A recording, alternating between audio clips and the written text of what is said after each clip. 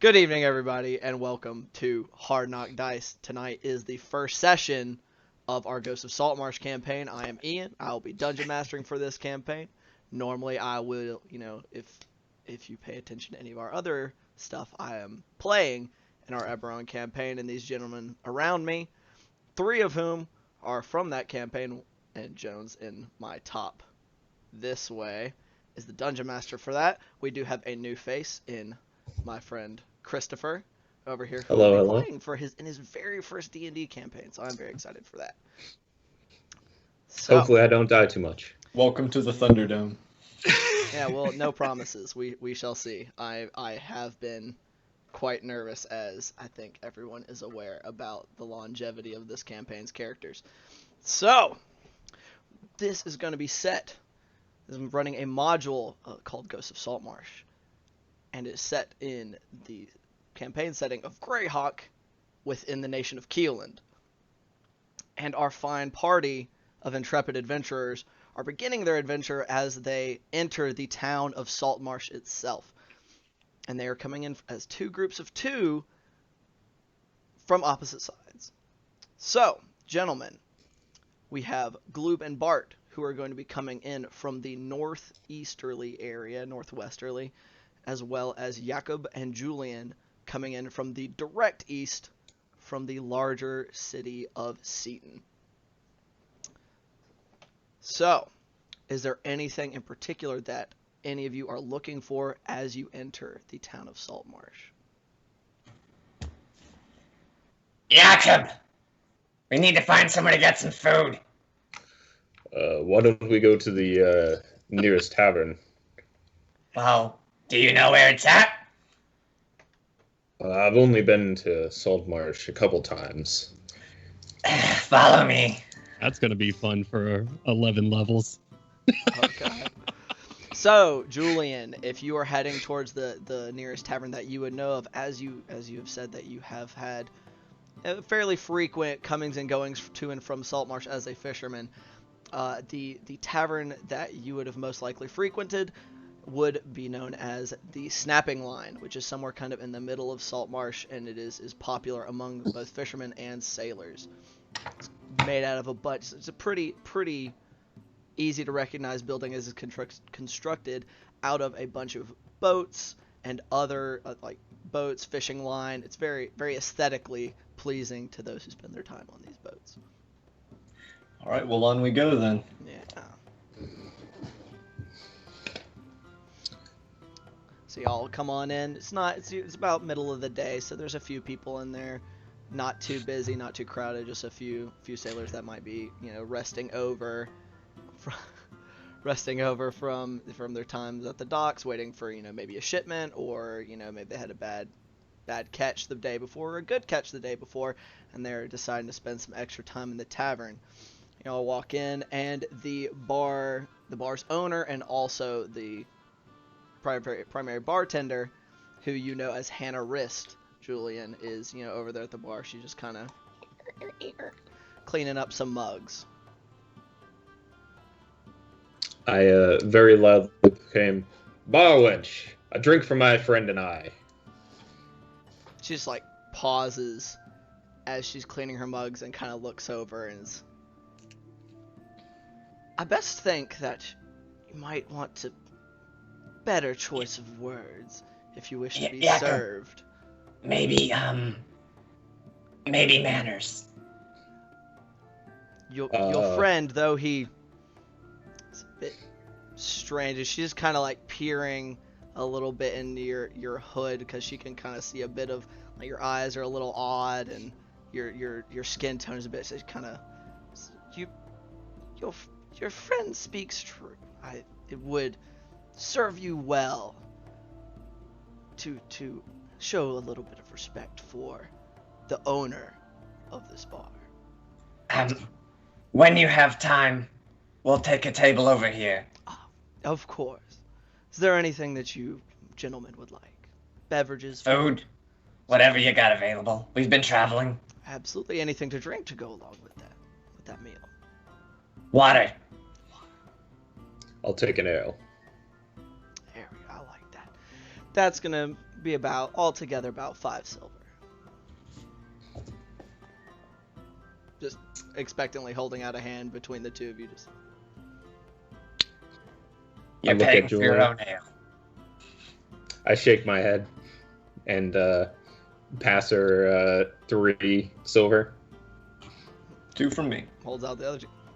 Thank you. I'll try to get that out to you as soon as possible, gentlemen. Just tucks the silver away in her purse and starts pouring an ale off to the side.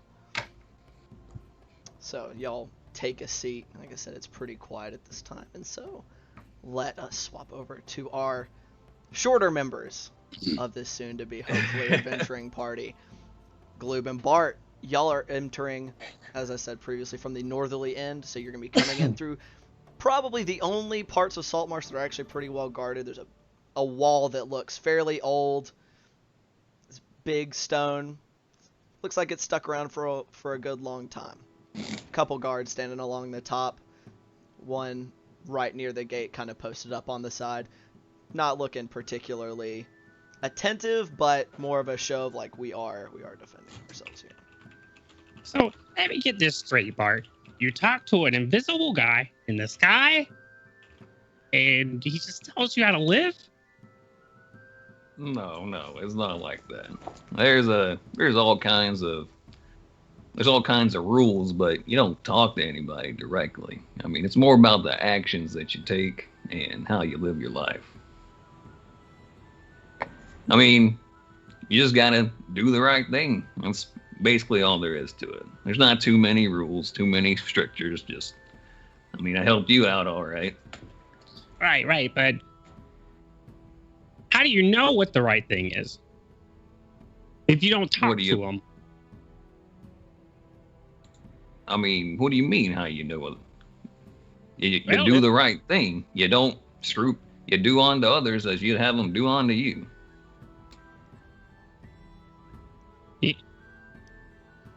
Uh-huh. You like getting smacked around a lot? No, but it's happened. Yeah, it sucks. Don't smack people around. You like getting your stuff taken? Yeah, don't steal from people. And etc. All right, but what if they have something I want? Well, barter for it. Ask them for it.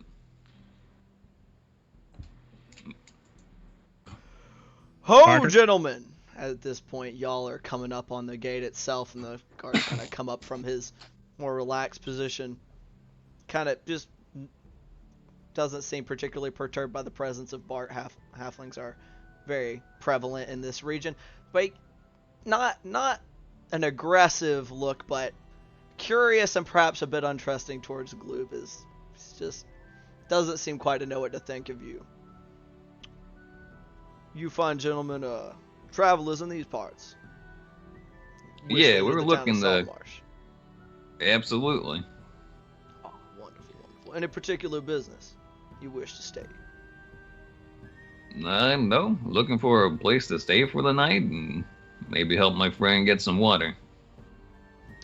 Look at the front. Understandable of a person of your disposition. Oh, very well. There are several places in town. There's an inn right down the road close by here. However, you may find yourselves a little more comfortable at the more traveler-y tavern, which would be the snapping line close to the center of town. The one right by the gate is kind of us guards. That's our spot. So. Well, I don't mean to intrude where I might not be as welcome. That other place sounds just fine. Let's head on in there and get us something to eat. Well, both of you behave, kind of maybe lingering a little bit on Gloob as he looks between the two of you, but both of you have a wonderful day. Kind of wave you along, leaning back up against the wall and taking his relaxed posture. As y'all are walking through the town, it's a lot of the same. Halflings seen all over the place. There are quite a few of them within the town, you notice even. But No outright aggression towards Gloob. Nobody really saying any nasty comments, but a lot of kind of lingering and sidelong glances that kind of like I don't know how I feel about that because he's not you got unfortunately Gloob your people are not kind of they don't go out and about much. So Right. It's a strange Gloob, sight. Gloob is probably not even really caught up with the people looking at him as he's just looking around at the buildings and everything and the ships coming in. Like, this is his New York City. So he's kind of got that just staring at everything around right now. So he's completely oblivious to most things passing him by. It's definitely pretty warranted on that when you guys first coming through those gates and entering the city proper. There appears to be something that is either a barracks or a jail or some kind of combination of the two. Pretty soon as you come in there, pretty big, kind of intimidating, square, gray structure made all out of stone. A little farther on, there's even a tower that's probably taller than anything you have ever seen before. Likewise made out of stone, but much more aesthetically pleasing. Not nearly. It doesn't seem to be like a guard tower or anything, but is a large. Looks like it probably belongs to somebody very wealthy, which you'd probably be able to tell. Bart. It's very all kinds of decorative stuff, like the windows, all very pretty. There might even be a little stained glass in there, that kind of thing. As you guys get farther into the town, gets a lot more common. Regular wooden houses, some thatch, some slate for the roofing, that kind of thing. But you'll make your way on in and be greeted by a very similar sight as you come upon the snapping line. Boats and all that fun stuff. Don't gawk too hard. Most of these humans build these buildings way bigger than they need to be. Clear 2-3 feet above their head, this open area.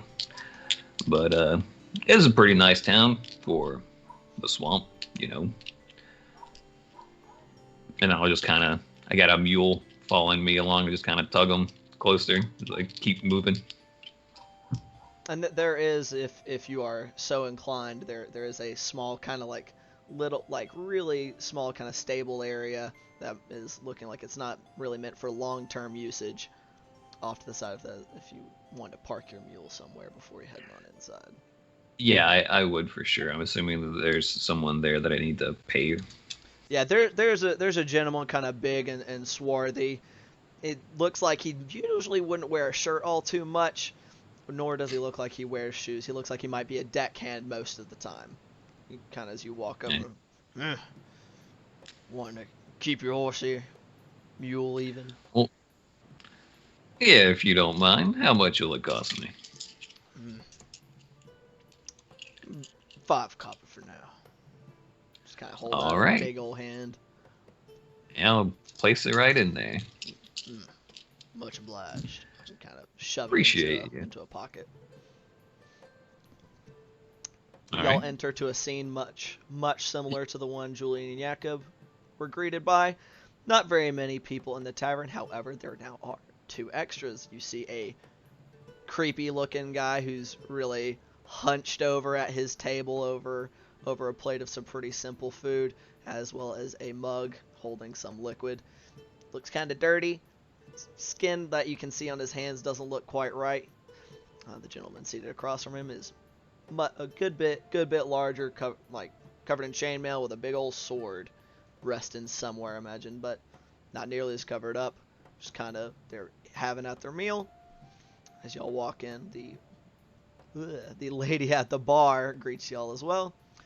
Hey, gentlemen, and another interesting fellow today, Gloob. Wonderful. I'm Bart. This kind of big smile, like, okay, nice to meet you, gentlemen. What can I do for you here at my fine establishment? We were looking for some food and maybe a gallon or 2 of water for my friend. He's quite the drinker. A gallon of 2 what? That may have to, if it's all for drinking, may have to come a bit at a time. I don't know if I can really unless you just want to have some buckets brought out. That'd be fine.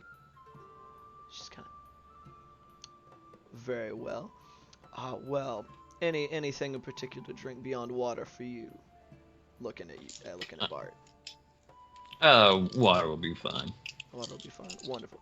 So that'll be about four silver pieces for the meal and your large amounts of water. Sure. Just hold You out have a any hand money glue? expectantly. I kind of take a leather pouch off to the side and just turn away from everybody. You hear a little bit of jingling going around. I hand it to Bart. Just put it back under my leathers and stuff.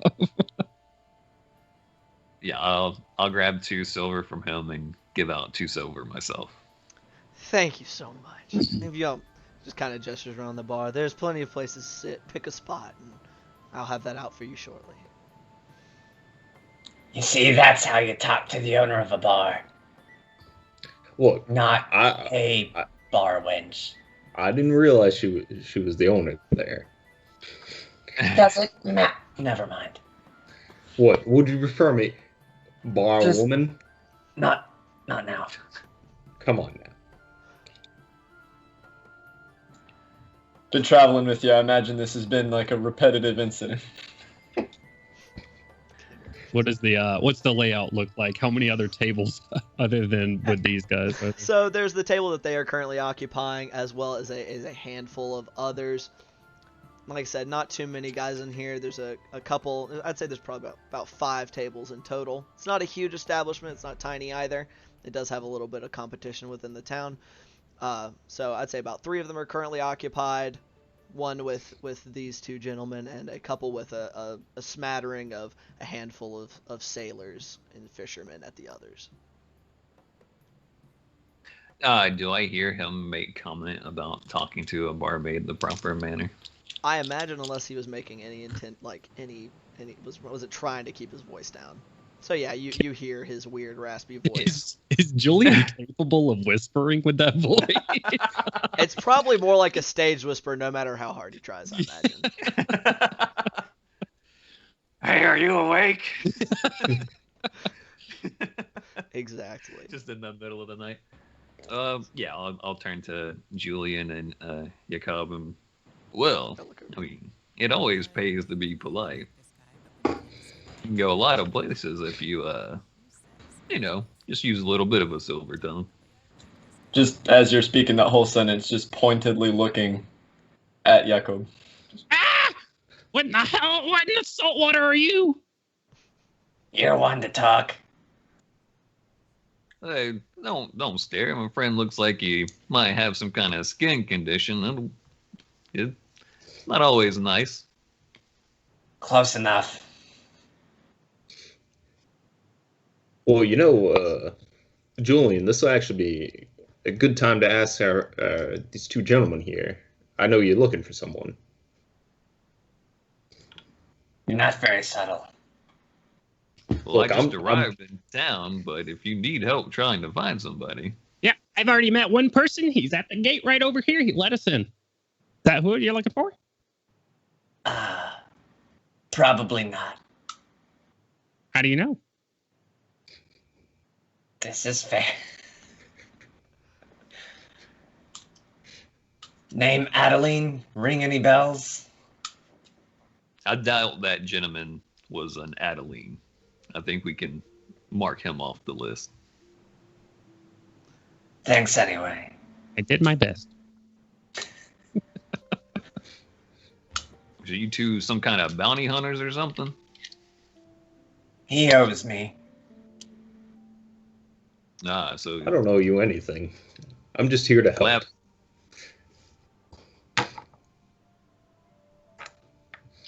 All right. It's about this time that she comes right up, Miss Hannah comes right on back out. As you guys are just standing around this table, holding a couple plates of food in one arm, got her fingers laced through a couple mugs of water in the other. Have you boys settled on somewhere you would like to sit? Well, we just made some Yes. friends right here, so we'll sit with these 2 fine gentlemen, unless I they give were wanting a Bart more the- private conversation. I give Bart the craziest eyes when he says we've made a couple of friends. And just kind of gesture at any open chairs we may have at the table. She's gonna kind of look at the crazy eyes and the same like, well, okay then. And she's gonna slide him onto the table in front of a couple of chairs. I'll try to get a couple of those buckets of water for your friend here. But All right. enjoy. And That'd be paces on so back much to the bar. appreciated. I look to the bar woman and thank her. She just kind of looks at you, is kind of skeptical, like, yeah, because Julian was not talking particularly quiet, like, well, of course, and do what I can. Walks off catch yelling on at quick, some son. of her, yelling at some also swarthy looking gentlemen to go out back and pump some water into some of the buckets for her friend here. Jakob's starting strong, making those friends with the NPCs. He's doing a wonderful job. Now, good gracious. So y'all are all sitting there eating, chatting a little bit with your newfound friends. I'm going to definitely stop them from being like, whoa, hold on there, fellas. Just give me 1 second. You don't want to. I've been in this town before, 1 or 2 times coming to help with market, and well, I don't know who's the cook right now, but and I'm going to get out my spice pack and make their meal taste a little bit better. Give them some decent spices. Like, here you go. You're welcome in advance. Ian, take a second look at Twitch chat. Yep. Are we having some issues? I don't even have my Discord launched. Okay. So is that coming through somebody else's end? Maybe. Everybody exit Discord. Yeah. I went ahead and closed my Discord just as a whole to not have to deal with it. Yeah, same. Well, I'll look at the short fellow, and I thank him. Short. The short, not frog. They are really short. That's very fair. And I take a bite, and my eyes go wide, and I go, "Oh, this is delicious. Thank you."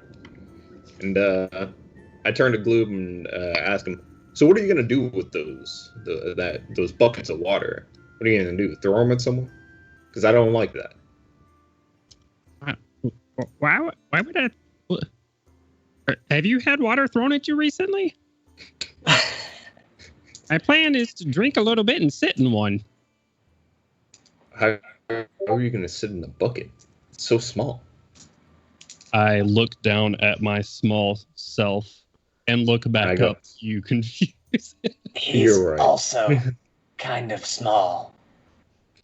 And to prove your point, it was right about this time that another similarly built but not the same gentleman as that was out front comes clomping up in some of his heavy work boots with a couple for as far as Jakob is concerned, fairly regular sized buckets, but in proportion to you, Gloob, they are pretty big. Like you might not be able to sit all the way in one, but if you kind of like split yourself up, you can get a good bit of coverage. And he just looks around at you all and holds up the buckets with a just question like, I'll gesture at the frog.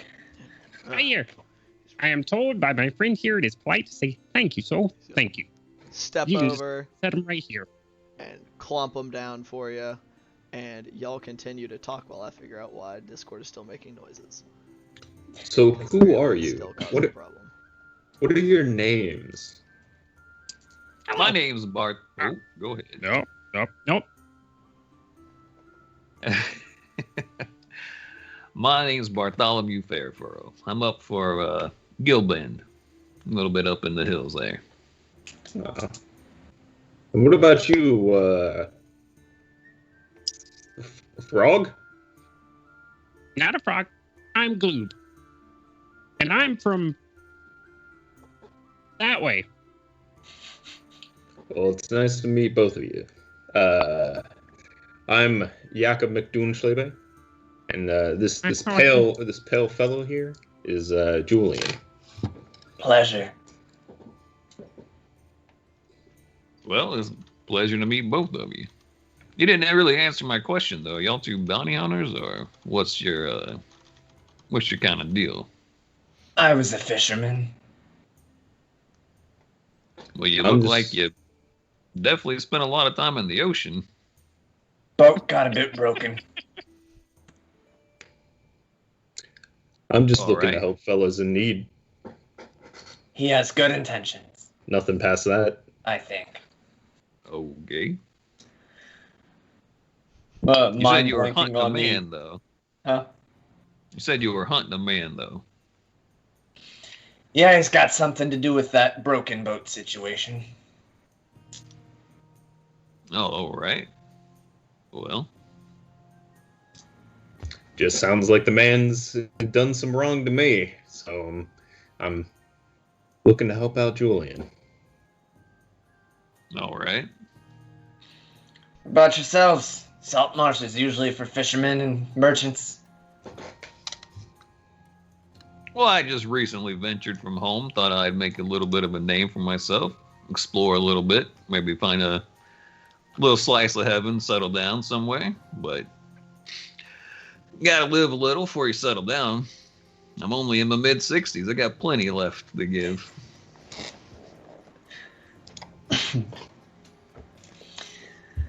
Yeah. I'm out here to make a name for our tribe. They sent me as their personal diplomat, and I'm here to make relations with the cities.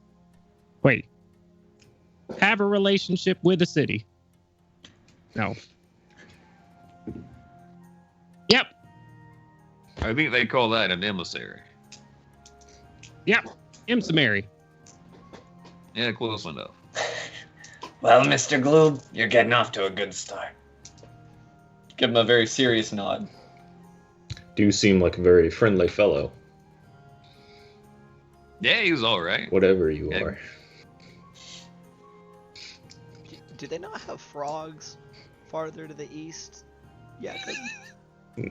You just have can't, small- you small can't frogs. recognize a scaled up frog? Nope, never seen one of them before in my life. Man, no wonder your wife left you. Wow. Getting the DM shade already. So this man doesn't even know what a frog is. That's radiant damage right there. That's straight from God. I mean, I said I would like to thank my sponsor, Smite. Well, I'm gonna take this time to crawl into one bucket, sit down as much as I can, bringing my knees up to my chest and whatnot, just kind of settling in. Bring the other bucket, kind of struggle, bring it around in front of me, and just sit there and every now and again, just long tongue into the bucket, just bringing in some water, chilling. You notice that Hannah, while she's sitting over there at the bar, is kind of like really like absent-mindedly cleaning some mugs and stuff, but just like looking at you, especially right at this moment, because just way outside of her wheelhouse. Is just like once you get settled, just kind of like, oh, maybe a little embarrassed after you notice her, and just goes back to cleaning the bar and cleaning her mugs. Like, la, la, la, la. Hey, Bart, you remember when you were talking about the right thing and the wrong thing? Hey, am I doing the wrong thing right now? No, you're not. I mean, you don't really wear clothes, so it's not bathing, you know. You're just kind of relaxing. You're fine. Don't worry about it. All right. Maybe she's kind of sweet on you. What's this mean? She might like you. Never seen a frog person before. You can make a mighty good impression. Should I talk to her? Go right ahead. I pat him on the back. You might even make a friend. You do what?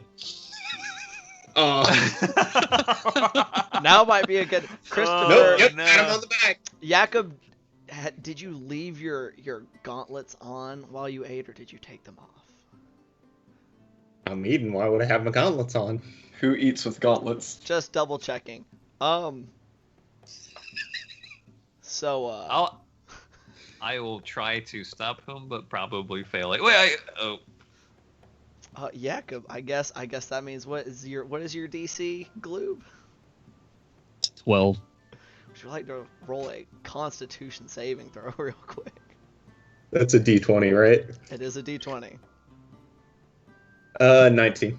Is that your total, or is that just your roll? Oh, I guess it doesn't matter because the dice roll. For a second, you feel kind of like you're getting a little something from when you touch him, and it just like maybe if you were touching like poison ivy or something, but you just kind of like pull your hand back. It's like kind of. Oh, you definitely kind pull of your hand gross back feeling. and see this like clear-ish slime just kind of like off of your hand.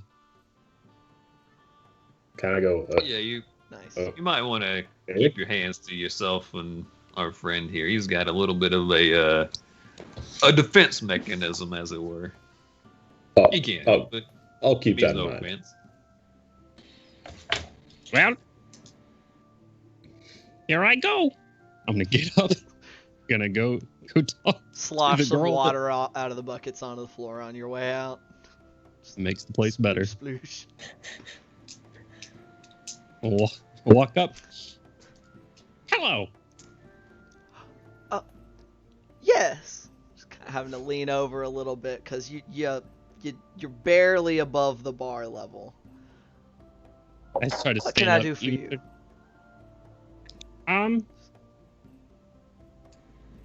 I didn't think that far. I'll be right back. I'll turn around and I go back to Bart. Oh, okay.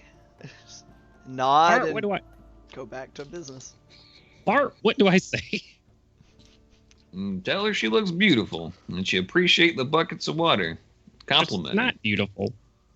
Well, then you probably don't want to talk to her in that manner, in which I was You told me I should. expecting you to. For context, she's a Oh. fairly average-looking human woman. So, I don't know. I don't know what your interests are in that manner. Julian's just watching this whole Think I do. exchange with like passive interest, like I'll just kind of like lean over and call to the bar lady. He's really appreciative of the buckets. Not a lot of people help him out in that manner. You're a good woman. I'm very glad that they are serving him well. He's no skin off my back to provide a couple buckets of water. Just a little half-hearted chuckle, like, oh, this is so fucking weird. I got a weird guy with weird colored skin who's hiding in his hood and kind of stinks, and a frogman in my bar. What a weird day, and it's only like 1. Nice. Well, I'll crawl my ass right back into my buckets and feel like I achieved absolutely nothing. So from the back of the bar right about now, y'all hear an outburst of, I don't care if he is your uncle or what he saw. I do not want that madman sailing with me. And another, but listen, he really, it's not his fault. He's still just fine as a fish. Tall tales from the ocean, and then he claims that he went to that house. I do not care. He's off my boat. If y'all looking in this direction, at one of the tables has about 3 gentlemen. A bigger fellow talking to a slightly lankier man. That looks like lankier man is just head in his hands, and bigger guy's kind of turned his shoulder away from him, signaling the end of what had probably been had been a bit of a conversation before it grew a bit quite so explosive. Smaller man kind of slaps his hand on the table, gets up and starts heading towards the exit. Shoulders a little slumped, looking pretty defeated. He's looking down. He doesn't see hand raised. Hey, friend. He's kind of walking for a second, still not quite realizing you're trying to get him. Friend. What?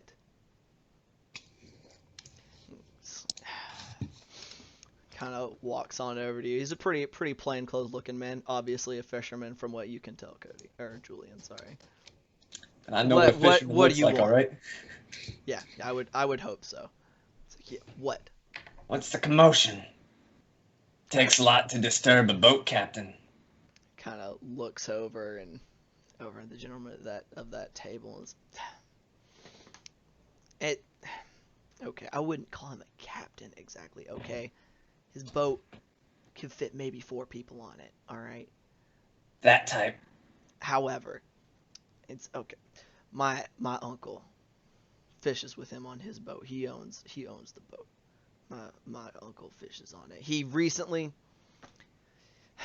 he made a trip up to that haunted house that's off to the east, about a bit of ways. My ears back- kind of perk up. Came Am I back. familiar with the house that he's talking You would about? be. It's been around for several decades.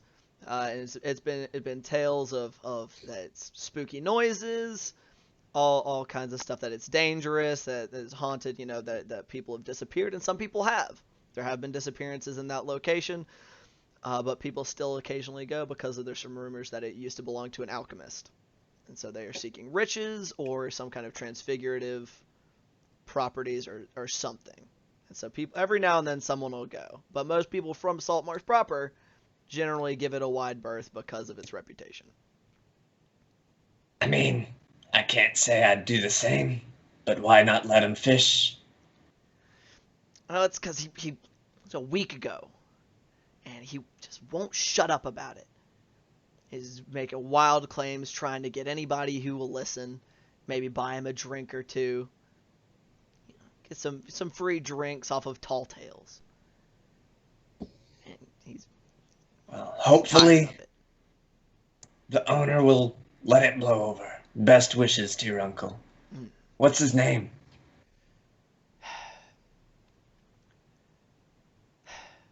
John Stevenson, because I can't think of a better name right now. And so we're going with really regular people names. Hey, John Stevenson's a yeah, good he's a solid guy. choice. He's there. It's a normal ass name. I forgot to do the thing where you pull up a list of like just throwaway names you can give people. I'll have to remember to do that at some point. It's better than Pervon. Who? Yeah. He's John Stevens. Well, He's a good man. He means well. Just he's a fan of blowing things out of proportion sometimes. He likes to spin the tales. some men do. But if he's a good fisherman, he'll do fine. It's Saltmarsh. He just kind of rolls his eyes like, we'll see, I guess. Well, Good Good day luck. to you guys. He just kind of. Hold on a second. I know Saltmarsh had a haunted house. How many people gone missing around those parts? Oh, I don't know. Like, a handful every year. I don't keep track. It's usually people from out of town anyway. Who cares? That sounds like Well, something that might imagine need those- to be checked out. Those people from out of town, I imagine, care, son. It's kind of. I'm from out of town. Well, then I'll give you the best advice I can give you, that we give to anybody who asks questions about that damned place. Stay away from it.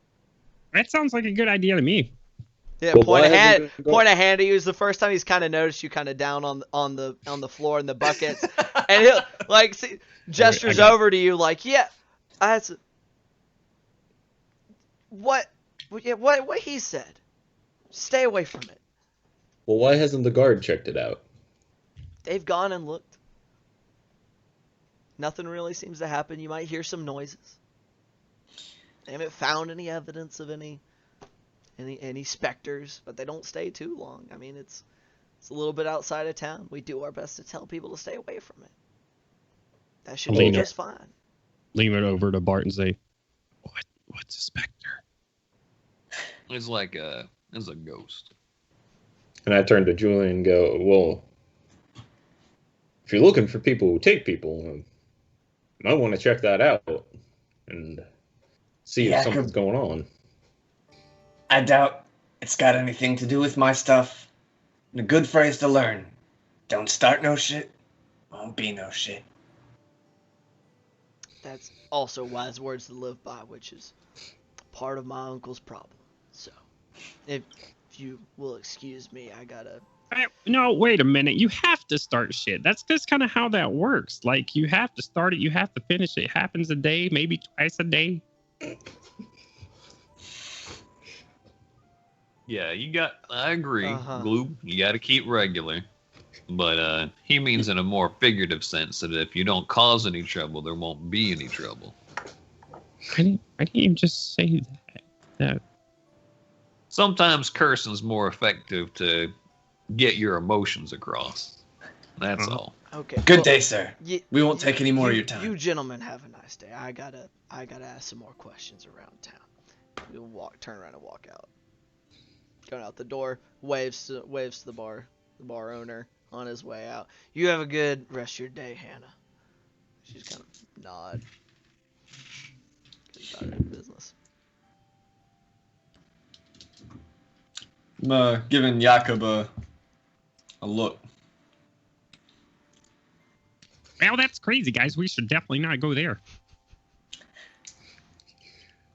What's wrong, Julian? Why would you say Adeline would be at the house? Well, if people are going missing, then I mean, it could possibly be something related to you. Jakob, that house has been there since before I was around. Well, Doesn't mean that it couldn't be related. Just because it's in been my there for a time, while. more than one person can own a house over many years.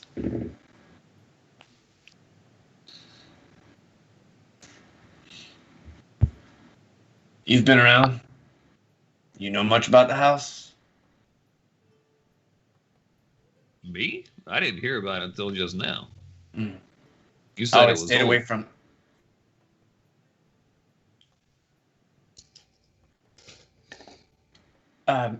Miss Hannah. Yes. You know where John Stevens lurks? I mean, he comes and he goes.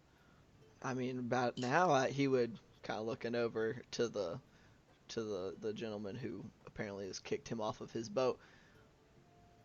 Normally would be out right about now, but I can't imagine. He's either at home somewhere closer to the docks or wandering about.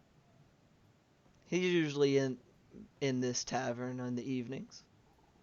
Gets a few Thank you. drinks, tells some tales to try to get a few more. Maybe you'll get a couple out of us. Well, I hope that you're seeking nothing but entertainment. Just kind Course. smile. Hmm. Lovely. Add some flavor to the evening. He can't be I'm all fake. about adding some Doesn't flavor. disappoint in that regard, I assure you. If a bard can do it, I'm sure he can too. Yeah, that he can. At that point, she gets one of the other patrons is kind of flagging her over, and if you'll excuse me, kind of walks out from behind the bar, heading over that way. Giving a Jakob now an irritated look. He's mad at you because now he's now he's worried that might actually be it. So y'all two thinking about going up to this house and trying to figure out why people from out of town like us go missing all the time when they go to that house? I guess. Well, We'll just see what Mr. Stevens has to say. Maybe he went, maybe didn't. if something bad's happening, I got to stop it. Or at least make sure the local authorities know about it. Here's a hint. Authorities don't care. Why wouldn't the authorities care? They're good people. They ensure there's law and order in this town.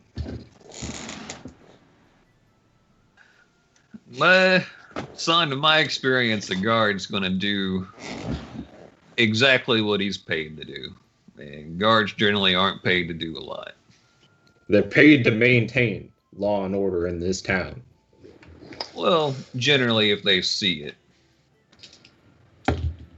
And I'm here to help them see it.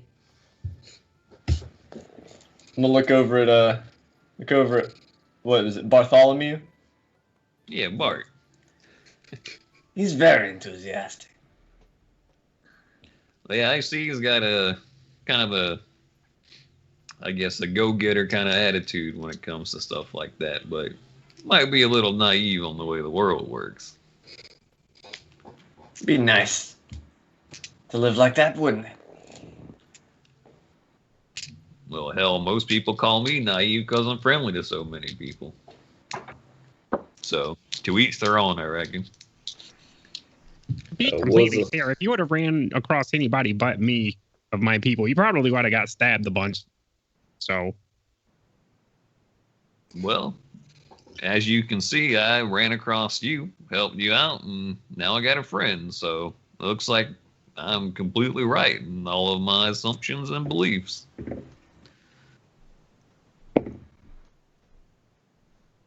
Yep. That's something to think on.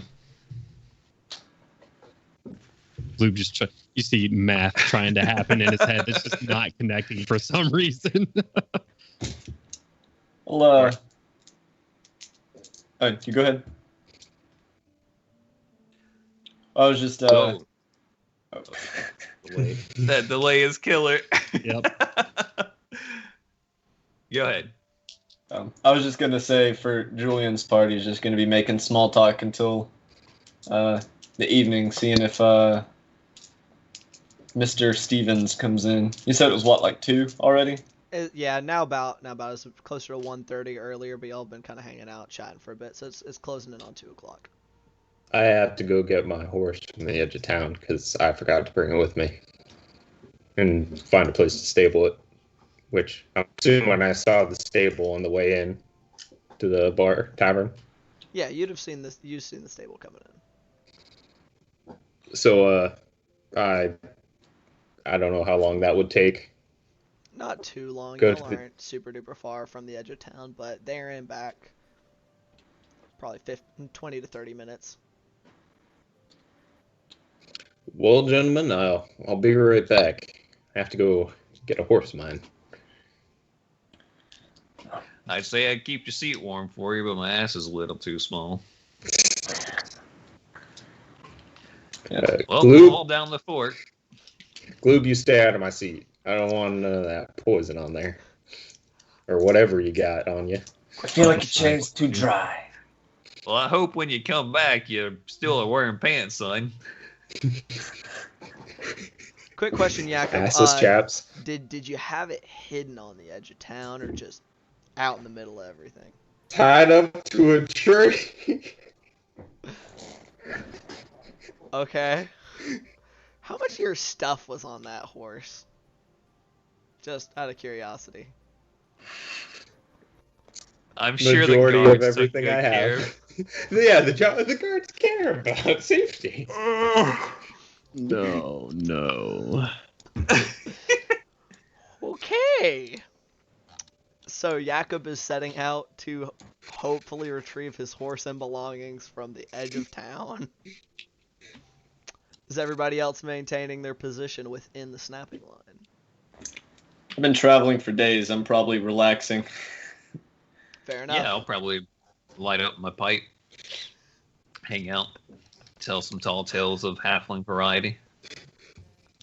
Oh, some tall tales. Some tall tales. Wonderful. Short people, tall tales. That's the way it goes. Is that how that works? That's exactly how that works. With that role, turns out Julian really, really likes halfling stories. So I'm like kicking back, like, let's hear it. Now I'm kind of curious. Yeah. What kind of stories does Bart tell? They're so tall. Some of them have a ring of truth to them with some Leisure Shoot Larry-esque escapades of his father. And having to sneak out of windows and things of that manner. And I'm also using my pipe to illustrate some of the more goofy aspects of the story. Maybe I can use the pipe as a magical item to kind of like shape the smoke around. So I have like goofy images of halflings falling out of windows or something like that without any pants on, or at least the outline of it. Stuff of that nature. Gloob is on the edge of his bucket watching these. Oh, After a certain point, you would notice that the bartender is also kind of like paused, like mid like wipe, it's kind of like leaning over the bar, because that's magical storytelling right there. You don't see that every day. But once again, once you notice, you get a little embarrassed, kind of backs back up, back to minding her business like she wasn't paying any attention. Yeah. Yeah, Julian is, at the funny parts, he's like laughing openly. Looks a bit more relaxed than he did when y'all got there, and he was kind of hunched over and reserved. Really enjoying the storytelling. My goodness. So, Jakob. Well. Yes. You make your way to the outskirts of town, where you had staked out your horse and the majority of your worldly possessions, apparently, to find your horse untouched. Oh, hey. There are a handful of what look like village kids that are kind of out there looking around a little bit, like kind of like coming up, not want to get too close to the horse, but kind of looking around like they're looking for who it might belong to, and just kind of a little curious, like get a little bit closer, but then they'll back up whenever the horse will kind of stomp it. Because then these are like pretty small kids, so there's, ooh, that's a big animal. Cecil, ooh, whoa there. It's time to go. Don't like Cecil? No, that's fine. It's my horse. I would hope so. Very well. It's a kid. The kids, like they once they notice you come walking up, they go, oh, like rapidly back away, like, oh, we didn't mess with anything, you know, we just strange horse just out randomly at this tree, so it's kind of weird, don't you think? It's good of you not to mess with other people's things. Yeah. See, I was in a bit of a hurry to get to the tavern with my friend. I forgot about my horse. My papa would tan my hide if he knew I was stealing from a stranger. And that's very good of your papa. Now, I'll run on home before it gets dark. Like, kind of, like, let's go. He's a weirdo. Little band of like 5 kids goes trotting off. Oh, she's great, so.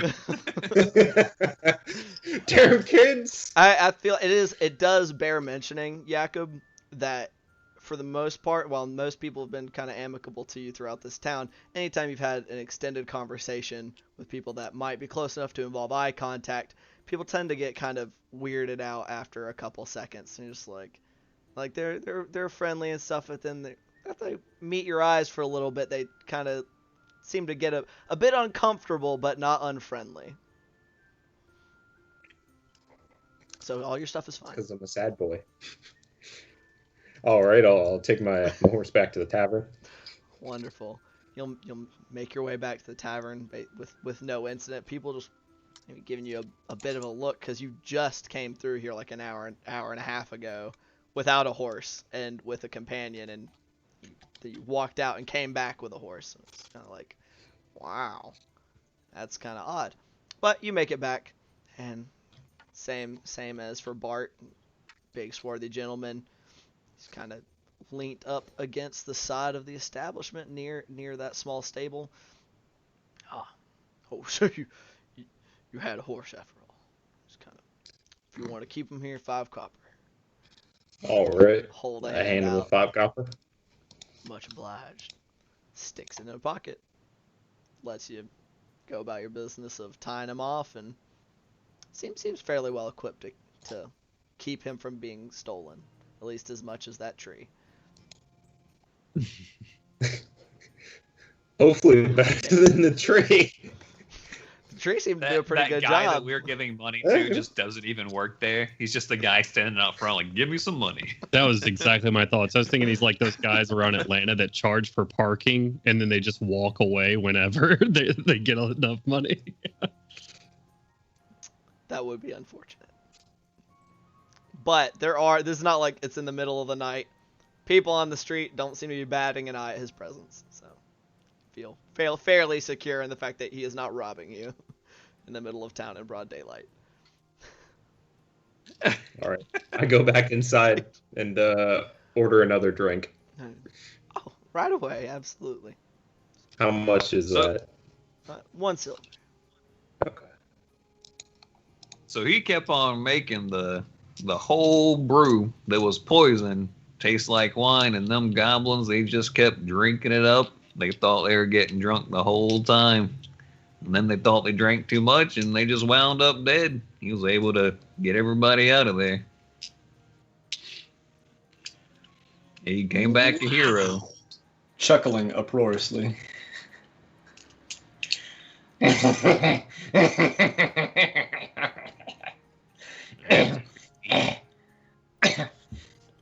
Takes a sip of water. Calm down. Don't I'd Don't pay to hurt find yourself out there. which parts are true. Yeah, you and me both. I'd laugh like that in a minute. Well, it's always good to laugh. Good for the Sounds soul. like it might be hurting you. You may want to not do that. No, Gloob, he just sounds like that. Yeah.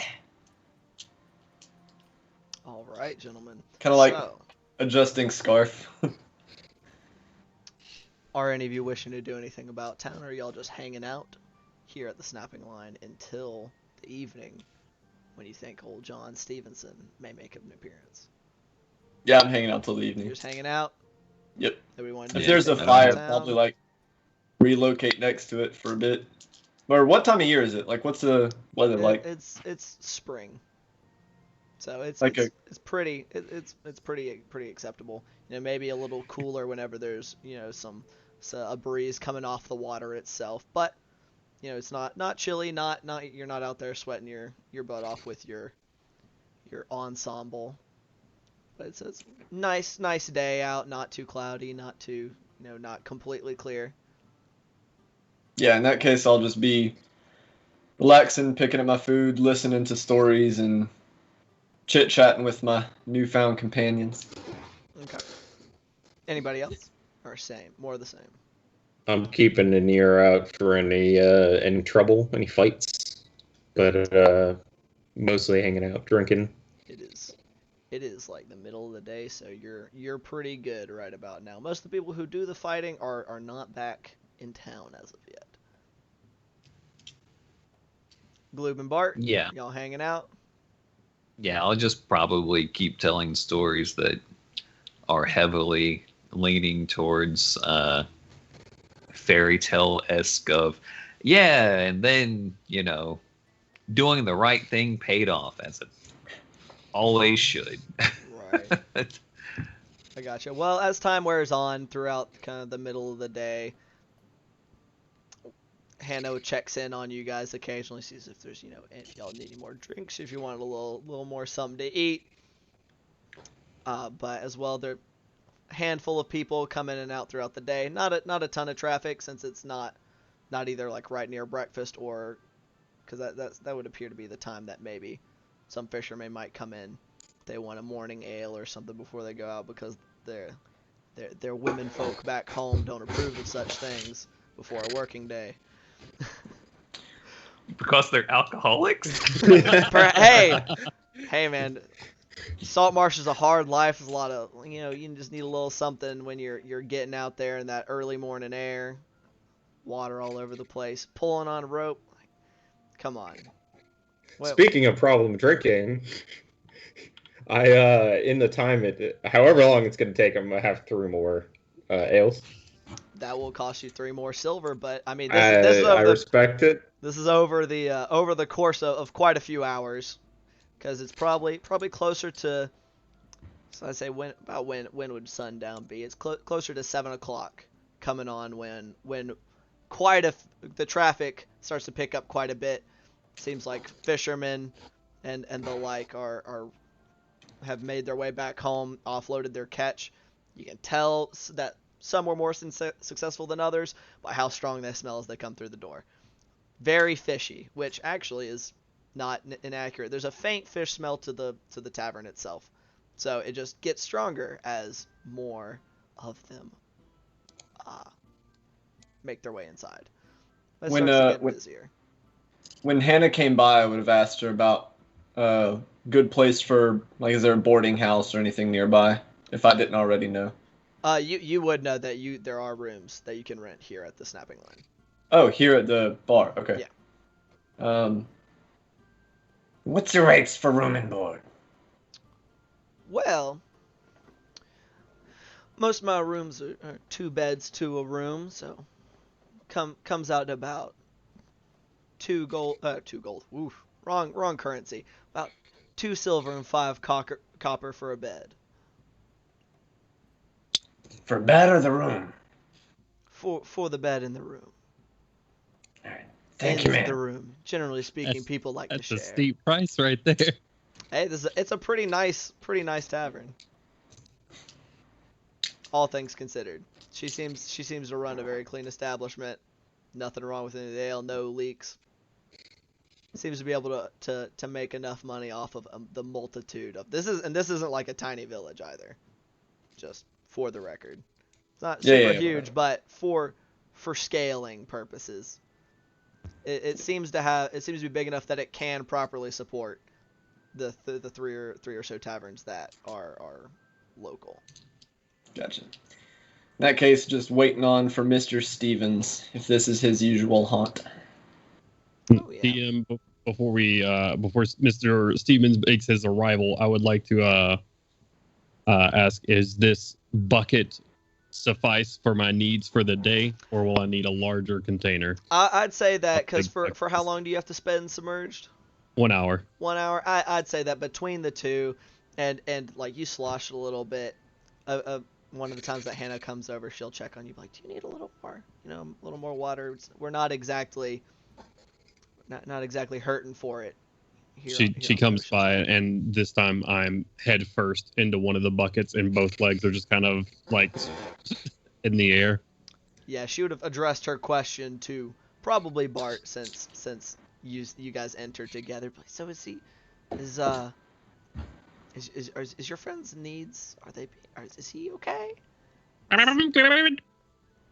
Oh, okay. And just How do you make that noise with a frog mouth? okay then. Well, if you need anything else, just holler. And still weirded out, making her way back to the bar. We will. You're a lovely host. Appreciate everything you've done for us this afternoon. You are too kind. And so, like you said, that will be sufficient for your needs for the next 24 hours. Gloob, you are hydrated. You are moist. That's a good thing. It's hard to find water in this town. Oh yeah, it's terrible. Absolutely awful. If you got any other buckets of water after she realized what you were using it for, like just sitting in it, probably the next bucket brought would have been salt water. And just kind of see what your reaction is to that, because it's like you're just sitting in it. I'm gonna make that's your call. Does salt water meet my purpose? It makes no difference for you. Awesome. So it's a little different, but like you're used to like swamp water. So that other water was kind of weird with how clean it was, and this is like, oh, it's actually a little closer to what you're used to back home. Awesome. So we are on to the night. The tavern itself is starting to fill back up. It's get much louder. You have fishermen off drinking, having a good time drinking their woes away, if they have any, or celebrating a good catch, or just trying to relax before having to go home and prepare for another early morning. There are several, as the bar starts filling back up, several other of those of the same build of gentlemen that brought you your buckets and are also manning the stables make an appearance and are kind of taking up posts, one by the door itself and one kind of at the end of the bar, kind of keeping an eye on the room as a whole.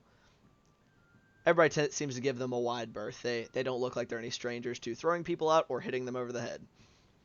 If I make eye contact with any of them at any point, just kind of I acknowledge you and what you are, kind of thing. There was like, we'll give you a bit of a nod, like a little okay, whatever. It's friendly, I guess. Still, but keeping the stern look, like they mean business, but yeah. Yeah. Over there, big dudes, arms crossed, big sailory looking boys. Yeah, just kind of I respect your authority. That is wise, because you've been here. While you might not necessarily recognize these exact gentlemen, you've seen their like in this place before, and they do indeed mean business. They will bodily remove those who get a little too big for their britches. Anywho, so it's a little probably about 8 o'clock. So after everything really started to fill up around 7:30, and y'all been keeping an eye out, but nobody really, you didn't get a description of Mr. Stevenson before his nephew left. So you're not really sure what you're looking for. You're just kind of keeping an ear out as best you can. When you will hear, just kind of loudly off to one side at the bar, "Oh well, I mean, you should have seen him. There was a sea serpent nearly took off my leg. There was no, I promise. Like, you give me another ale or two, and maybe I'll tell you a little bit more. It was huge. Nearly took out our whole boat." I'll look over at Bart and be like, Might be a man. I'll just call him, "Hey, Steve." It is, Just across the unless bar. you're like really yelling. Yeah, Yeah, okay. yeah, I'm really yelling. He's kind I of just cut try off, not to yell into my microphone. kind of like trying to kind of lean between a couple of other sailors, trying to tell Stanley, just kind of cut off after you call him once or twice. Hold on, guys. Or I guess you don't hear that, but you see him gesture, and he'll kind of make his way on through, kind of weaving between some of the other people as he gets to the more crowded parts of the bar. "Oh, well, I've never How you doing? seen any of you boys before. How are you? How is it that you might know my name?" Name's Bartholomew Fairfurrow. This is my friend Gloob.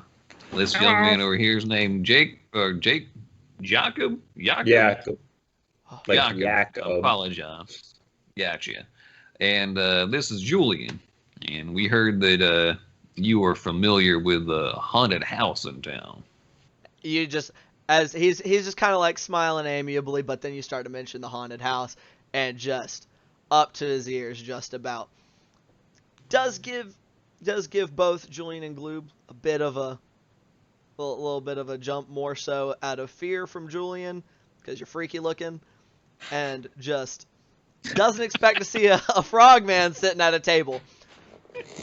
If you want to hear about the haunted house, then I am your man. It was definitely, but he's kind of leaning down, he's shakes his mug a little bit. You hear just a little bit of a swish, but it sounds like it's just about empty. But it's hard to tell tales, relate my stories with a dry throat. I'll just slide a silver across the table, like, go on ahead. You can finish that one up and tell us the story and wet your whistle till your heart's content. As soon as you slid the silver across, he just downs what's left in his tankard and grabs up that silver like, "Oh, you are too kind. I'll be right back." He turns around. He kind of has like a weird kind of froggy walk. Notice, Gloob, like, for someone who's being so weirded out by there being an actual frog at the table, he kind of gangly looking. But you can definitely see the family resemblance between him and his nephew from earlier. Makes his way over to the bar, waving a hand. "Hannah!" Hannah comes down, looks over and sees you guys from the direction he came from, and just kind of gives him a pouring. "Here you go." All right, you can probably save your money. I have plenty of water right here for him to drink. Yeah, If well, he's thirsty. I think he wants to get drunk more than he wants to be hydrated in particular. I don't know if you've ever drinking my bathwater before, but it could have some interesting. Never mind. I literally just told a story about golems getting poisoned. I don't think I want to drink your bathwater. Not you. You'd have to look a whole lot more fun than you do right now. No offense, son. Oh. I kind of look down at it, considering it. Yeah, because like I'll try anything once, twice if I'm drunk. Oh no. I just kind of shake my head. Okay. Mr. Stevenson at this point is making his way back over to y'all's table. He kind of looks around when he makes over and grabs a chair from a nearby table that is not actively occupied, pulls it up, has himself a seat. So, y'all wanted to hear about the house? Yeah, Looking go around at ahead. everybody. Let's hear the story. Well, it was about a week ago. Hence, I had made my way over there because everybody in this town's always saying you gotta stay away. It's haunted. There are ghosts and ghouls, and they'll kill you. But John, I'm not scared of any of that. Man's gotta know about these kind of things. So I made my way in. It's creaky. Just about looks like it's about ready to fall apart. And come in. Dark, maybe some mice in the walls, but hey, I don't hear no ghosts.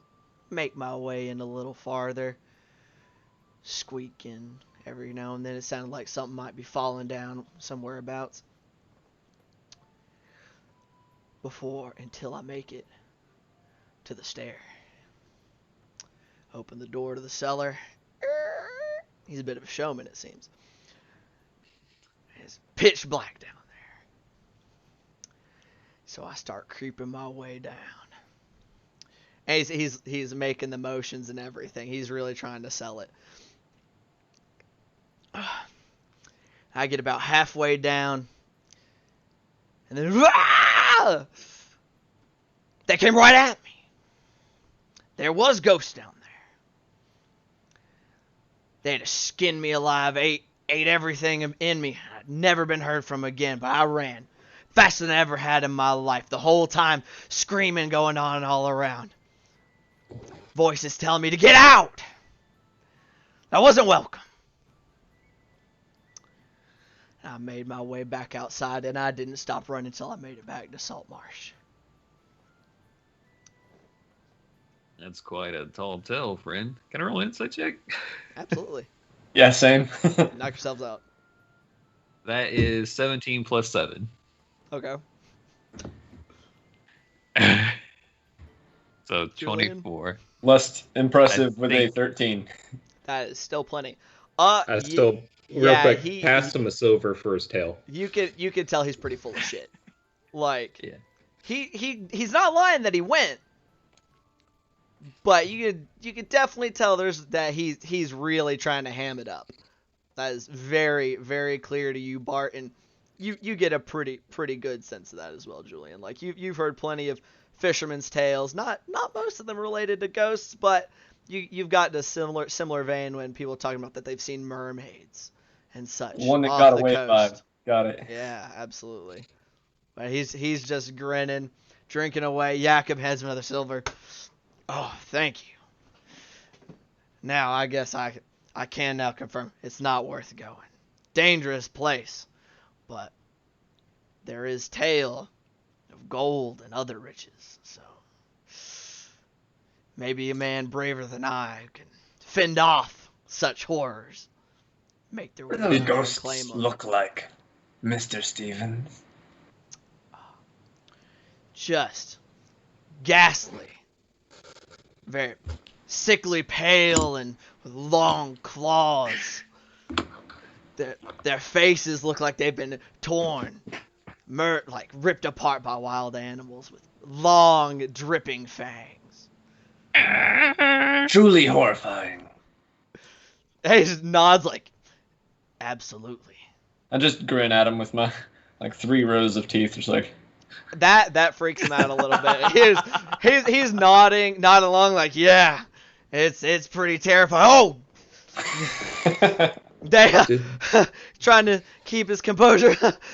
They kind of looked like those you got there. He's actively kind of leaning away from you in his chair at this point, kind of licking his lips, quite nervously. So, yeah. Did you see anything of the people that have gone missing? Of course not. No belongings? Anything? Clothes? I didn't make it that far into the house, boy. He is older than you. This gentleman looks like he's probably in his mid to late 40s, maybe his early 50s. I made it in, made my way to that cellar door, down those stairs, and bolted. It's a pretty big house, you understand. But I figured if there was going to be the gold and whatnot, that it would be in the basement, in the cellar.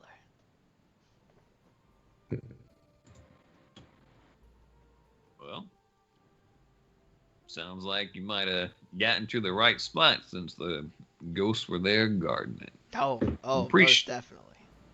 I'll tell anybody who's willing to get me a drink, you know.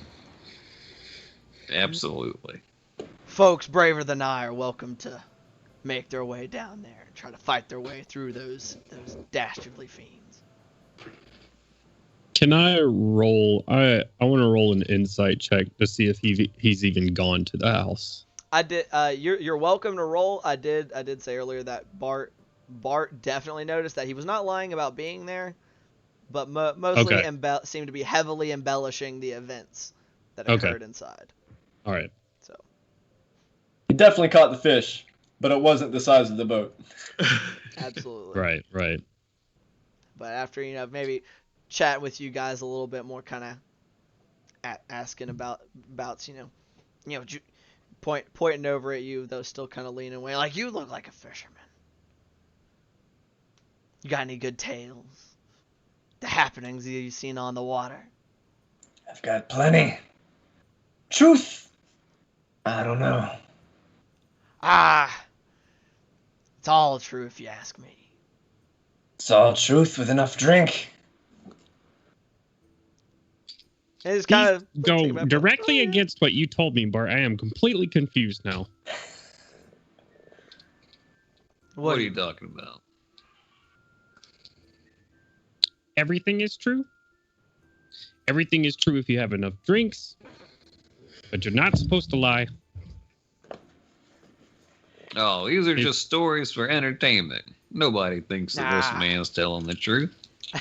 He just puts a hand on. Now, I don't know what you mean.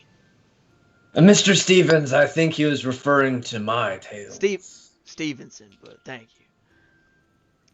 Oh. I mean, plenty tales come off the water that might sound fishy, but I don't know. There's a lot that goes on out there that you can't be sure about. So I like to take it on. Really? He does not bat an eye, just in stride. Well, I appreciate your recounting of the tale. Of course. Tell it any time.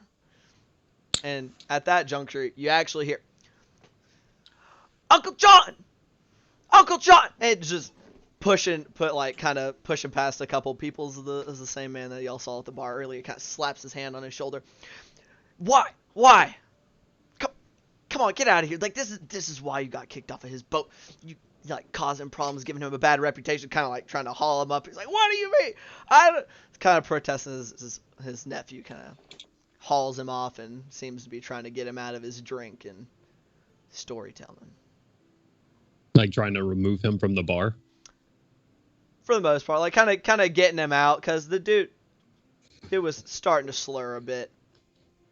For the period of time that he had been present, he seemed to be consuming those drinks that y'all bought for him pretty swiftly.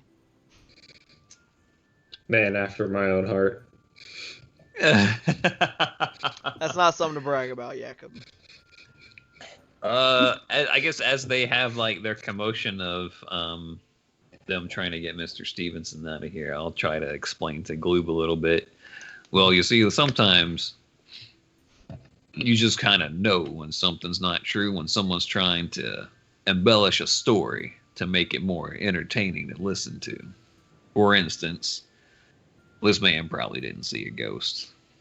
He might have just kind of making the story more interesting so that it seems more fun to listen to. That's all.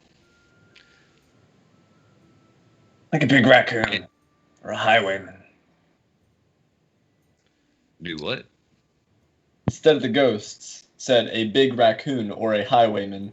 Oh, yeah, that's probably something more akin to what happened to him. You think there's big raccoons taking people? A man in the Well, house. Yeah, you might have got Whatever startled it by is. a raccoon. Whatever it is, I think we should check it out, Julian. Yeah, there's. We can, I guess. How far out of town is this place? You said you knew about it?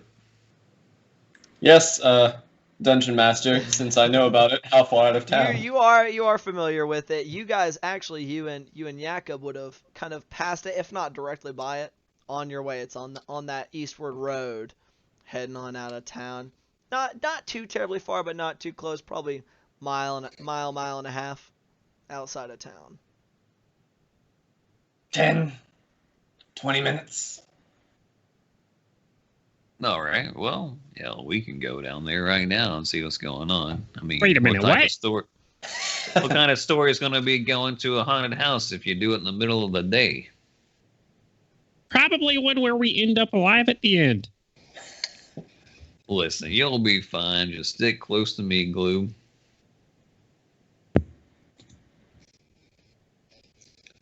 Yeah, don't worry, Yeah, well- Gloob. I got these torches. They'll help us see it. Give us lots of light. Have I lied to you yet? I don't know. Well, sounds like a yes to me. No, I'm just kidding you. What?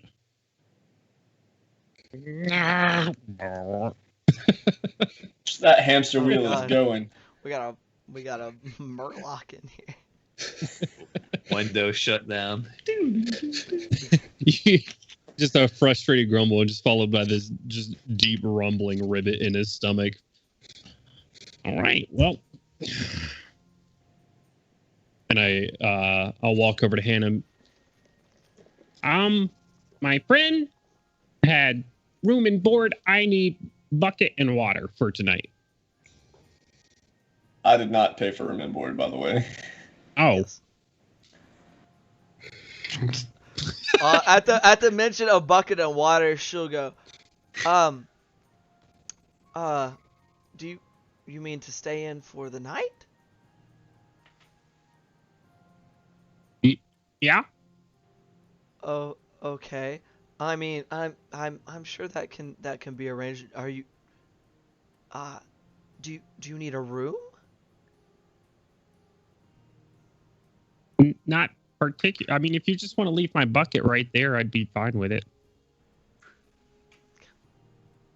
I mean, she kind of seems kind of perplexed by the situation. This isn't really a problem she's had before. Well, though you don't need a bed, I can't exactly just sell floor space in my bar proper. You understand? Nope. Oh, well, I can't. That would look kind of odd, just for.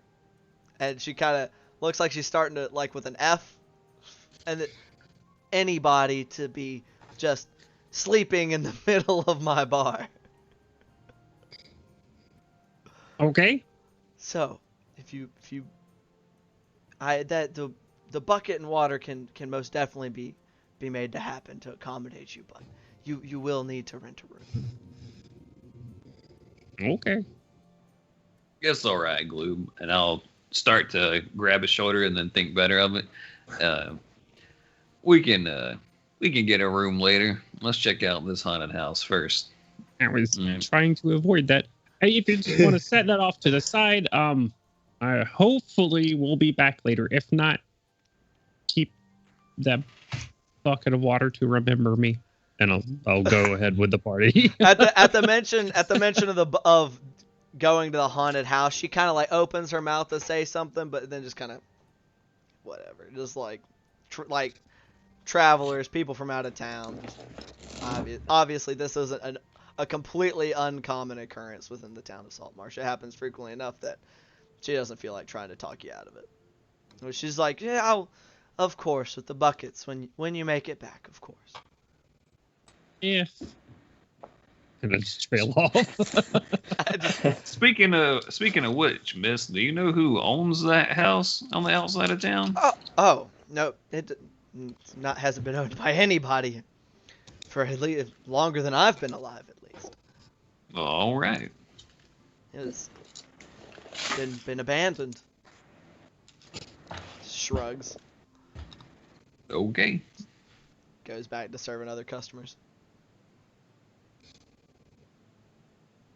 So, gentlemen. I will push my chair back and kind of stand up, roll my shoulders, and be like, Shall we? Now I'll go get Daisy and we can head on that direction. I don't know, Cody. Shall you? and I will stride outside and post up, waiting on them to get their mounts. Yeah. Does not take long. It's a different guy out there, different kind of deckhand looking guy that's out there at this time. Seems kind of perplexed as to why you wish to retrieve your mounts at like 8:45 at night, but by all means. Yeah, I just look at the guy. Early to bed, early to rise. That looks confused because you guys are taking your mounts away from a place to sleep. So he's just kind of like nods, just not impolite, but clearly not understanding. Take away. Yep. Lets y'all untie your mounts. Just goes back to just kind of hanging out. Yeah, I kind of look towards the two taller ones and, all right, which way is it? I'll, I guess, lead the way, walking stick in hand, heading out towards the haunted house, since I know where it is. Very well. I mean, you know its general location. You haven't personally gone to it previously because you're busy fisherman, and generally your time spent in Saltmarsh was selling fish, maybe buying some supplies for taking back to your little hamlet. However, you know its general direction, and it's kind of hard to miss. Yeah, I probably would have seen it on our way back from Seaton, right? Yeah, you wouldn't see a ton of it, but it would kind of been off in the distance, a little closer, like right up on the ocean's edge, just about. Gotcha. Y'all's road would have wound you about, so you'd have kind of seen it in the distance. Doesn't look so decrepit and downtrodden from afar. Just looks unpainted. So. All right, well, on we go. Indeed you go. So, like you said, 45 minutes. It is dark, and as you get on the road proper, that it kind of splits off, leading to the haunted house itself. It's not a maintained road. It's kind of rocky, thin in places, overgrown, winding as y'all make your way along. It kind of leads you up close along, maybe a cliff edge that drops down in towards the ocean. But y'all make your way there, and you arrive. It's a pretty big 2-story house. So, and those who live in houses currently, obviously when it wasn't decrepit and falling apart, owned by someone who's clearly pretty wealthy. There's like a porch covered and everything. Like there's stairs going up to it. Looks like there might have been actual like glass in these windows, like in all of the windows. All right. So, Probably better than my house was. There are Fancy. things that indicate that it used to have what was a yard. It's all very upgrown and all that fun stuff. Well, this looks like a right fancy house in its time. And see why people would look into it. Yeah. It's a little bit of a fixer-upper. Well, Jakob, here we are. Let's see if we can find those people that went missing. Or maybe some trace of them. I'm sure they're just hiding in a closet. Let's Yeah. hope so. Alrighty, gentlemen. So, let me get us all set up here with your map. Make sure it's not gonna look like hot garbage. Ooh. The map. Yeah. The map. And we will transfer.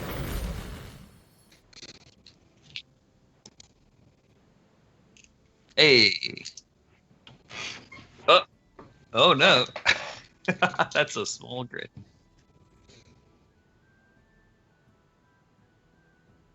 Oh, we're going into the front door already?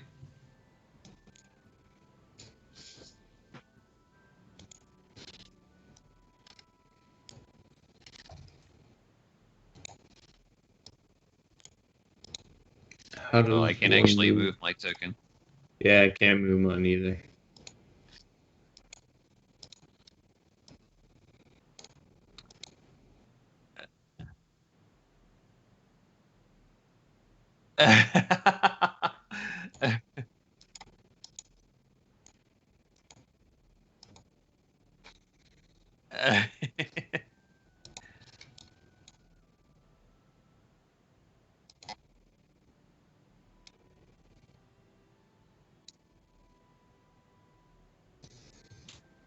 Ian, they're saying in the chat that they can't hear you.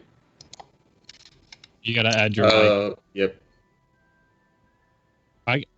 I have an echo from somewhere. Uh-oh. You changed scenes, so you're gonna have to add it into that scene. Can you hear me now? I should not be loud and clear. I think that accidentally got deleted, so I apologize all around. Some last minute panic finagling probably did some damage. But that's okay. We cannot, or at least I cannot move my own icon in Roll20. I can. I also cannot. Y'all's stuff should all be owned by you. So Jones can move his. Who else can move theirs?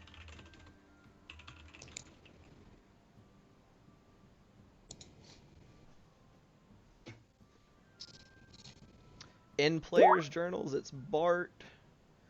I guess I added it in your journal. I didn't say that you could edit and move it. That's my apologies. That's all good.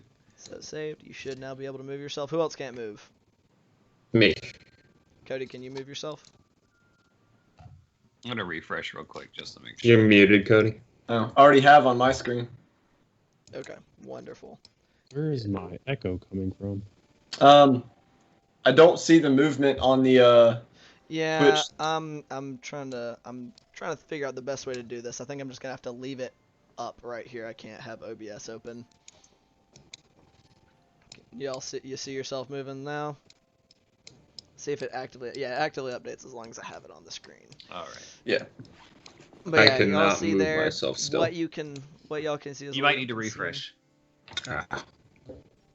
Yeah, I was able to move once I refreshed. You'll also see these are kind of the general surroundings. You see what is the beginning of a stairway right as you enter. Stairway going up or down? That is a stairway going up. You have a little, what appears to be a hall directly in front of you, a hall off to your left, and a hall that appears to start right behind the staircase. Gotcha. Well, this looks like a lovely home indeed. It's not too fancy. There's some, what looks like maybe some general trash. There's lots of dust, dead bugs, the like. Some pieces of wood that might have once been maybe some entryway furniture, like a jacket stand, all that kind of fun stuff. I will have my mace that I've been kind of using as a walking stick at this point, and it has a crystal doorknob on the end of it, and I will cast light on that crystal doorknob and kind of use it to make the pattern of the light a little bit more unique. And anybody need an extra bit of light? You definitely everything's a lot more clear in here. I wasn't just gonna reveal itty bitty bits based on how much y'all could see, because it's dim, hard to see, but not pitch black in here. But the clarity you get from having the light on your mace is just shows you more of what you were having to squint at. All right. So and just for future reference, I do have dark vision, Ian. So yeah, so you double. can, yeah, you could see in here probably before, because it's a pretty good moon out tonight. Like I said, quite a few windows on this place, so there was some light shining in here enough to give you dim. But now there's light, so you can see fine, just fine. I just kind of say, hello, is anybody there? Well, if we wanted to sneak up, there it goes. Y'all, Why would we want to sneak up? We're trying to save the people that got lost here. you don't hear I much just of shake anything my head, in just response kinda to like- you, Chris. You might hear like a little bit of, doesn't seem to be in response, but a little bit of creaking, maybe some wind whistling through some broken windows. Gloob hangs his head as Jakob says, "Why would we want to sneak?" and just quietly mumbles to himself, "I didn't want to die." You'll be fine. You won't get hurt with me here, Gloob. Very, very sure of yourself, Jakob. Yeah, so, poke around. y'all just gonna all He is stand in the little doorway? What's man. going on? I was saying- Let's peek around. I'll move up a little bit so I can kind of see what's down this hall to the left. I gotcha. So that will light up. Unfortunately, I don't have a mouse, so you know how it be. So that will being able to look down that hallway, and you've got, like you said, a nice bright light on the end of your mace, and that's what's going to get revealed there is that long section of hallway with a door on the end and a couple of doors off to the sides. Well, maybe we should try to find where the staircase down's at. Apparently, that's where all the spooky things are at. Oh man. Let's see here, boys. And actually, in some, yeah, no, y'all didn't say anything, so that's fine. Do I see anything off in that direction? Where are you at? Up, kind of up. You will see kind of a similar to what Bart is seeing directly in front of you. You're not quite far enough to get much other than like a little bit of light right here, kind of ending in that wall. But you will see down this hall a similar long hallway with a couple of doors on the sides, as well as what appears to be a hallway splitting off to the right at the end, kind of in an L. Alrighty. Gloob, wanting to stick close to someone he knows, will just keep right behind, where I'll go ahead and swing around in front of Bart and try to sneak down this hallway. All right, go right ahead. Roll me a stealth Let's see. check. It's an 8 plus. Oh, No, not total. Oh, I was like, oh my goodness. Plus, where's my stealth at? All right, now I know I'm trained in stealth. There it is. Plus 8, so 16 total. 16. Yeah. That changes it quite a lot. That's a pretty big difference. Wait, how are you? Oh, do you have expertise? I assume in stealth. I don't know, to be honest with you. Yeah, you would have. Okay, Yeah. I'm gonna assume so because otherwise your proficiency bonus is only +2. So that's what. Right. D&D Beyond's telling me plus 8, so I'll let you know. I All assume right. it's a Yeah, rogue. yeah, I assume so. You're feeling pretty sneaky right about now. Bet. I will make my. Is this a door to my left right here? Both of those little white boxes are doors. Okay. Peek in the one to the left. So you're gonna slowly open that door into that room. So are you particularly looking for anything? I'm looking for anything that's moving first and foremost. Go ahead, roll me a quick perception check. All right. 12 plus. I should probably just roll on D&D Beyond, but that's no fun. That's no fun. Perception is a +3, so 15 total. 15 total. With your mighty 15, moving wise, maybe you might see a few bugs. Not a ton going on that seems alive in there. Though it does on the whole look like I'm sorry, I was about to use a word that Gloob probably doesn't know what it means. There are shelves and stuff on the walls with what appear. I don't know if Grung have books, so I'm struggling with this.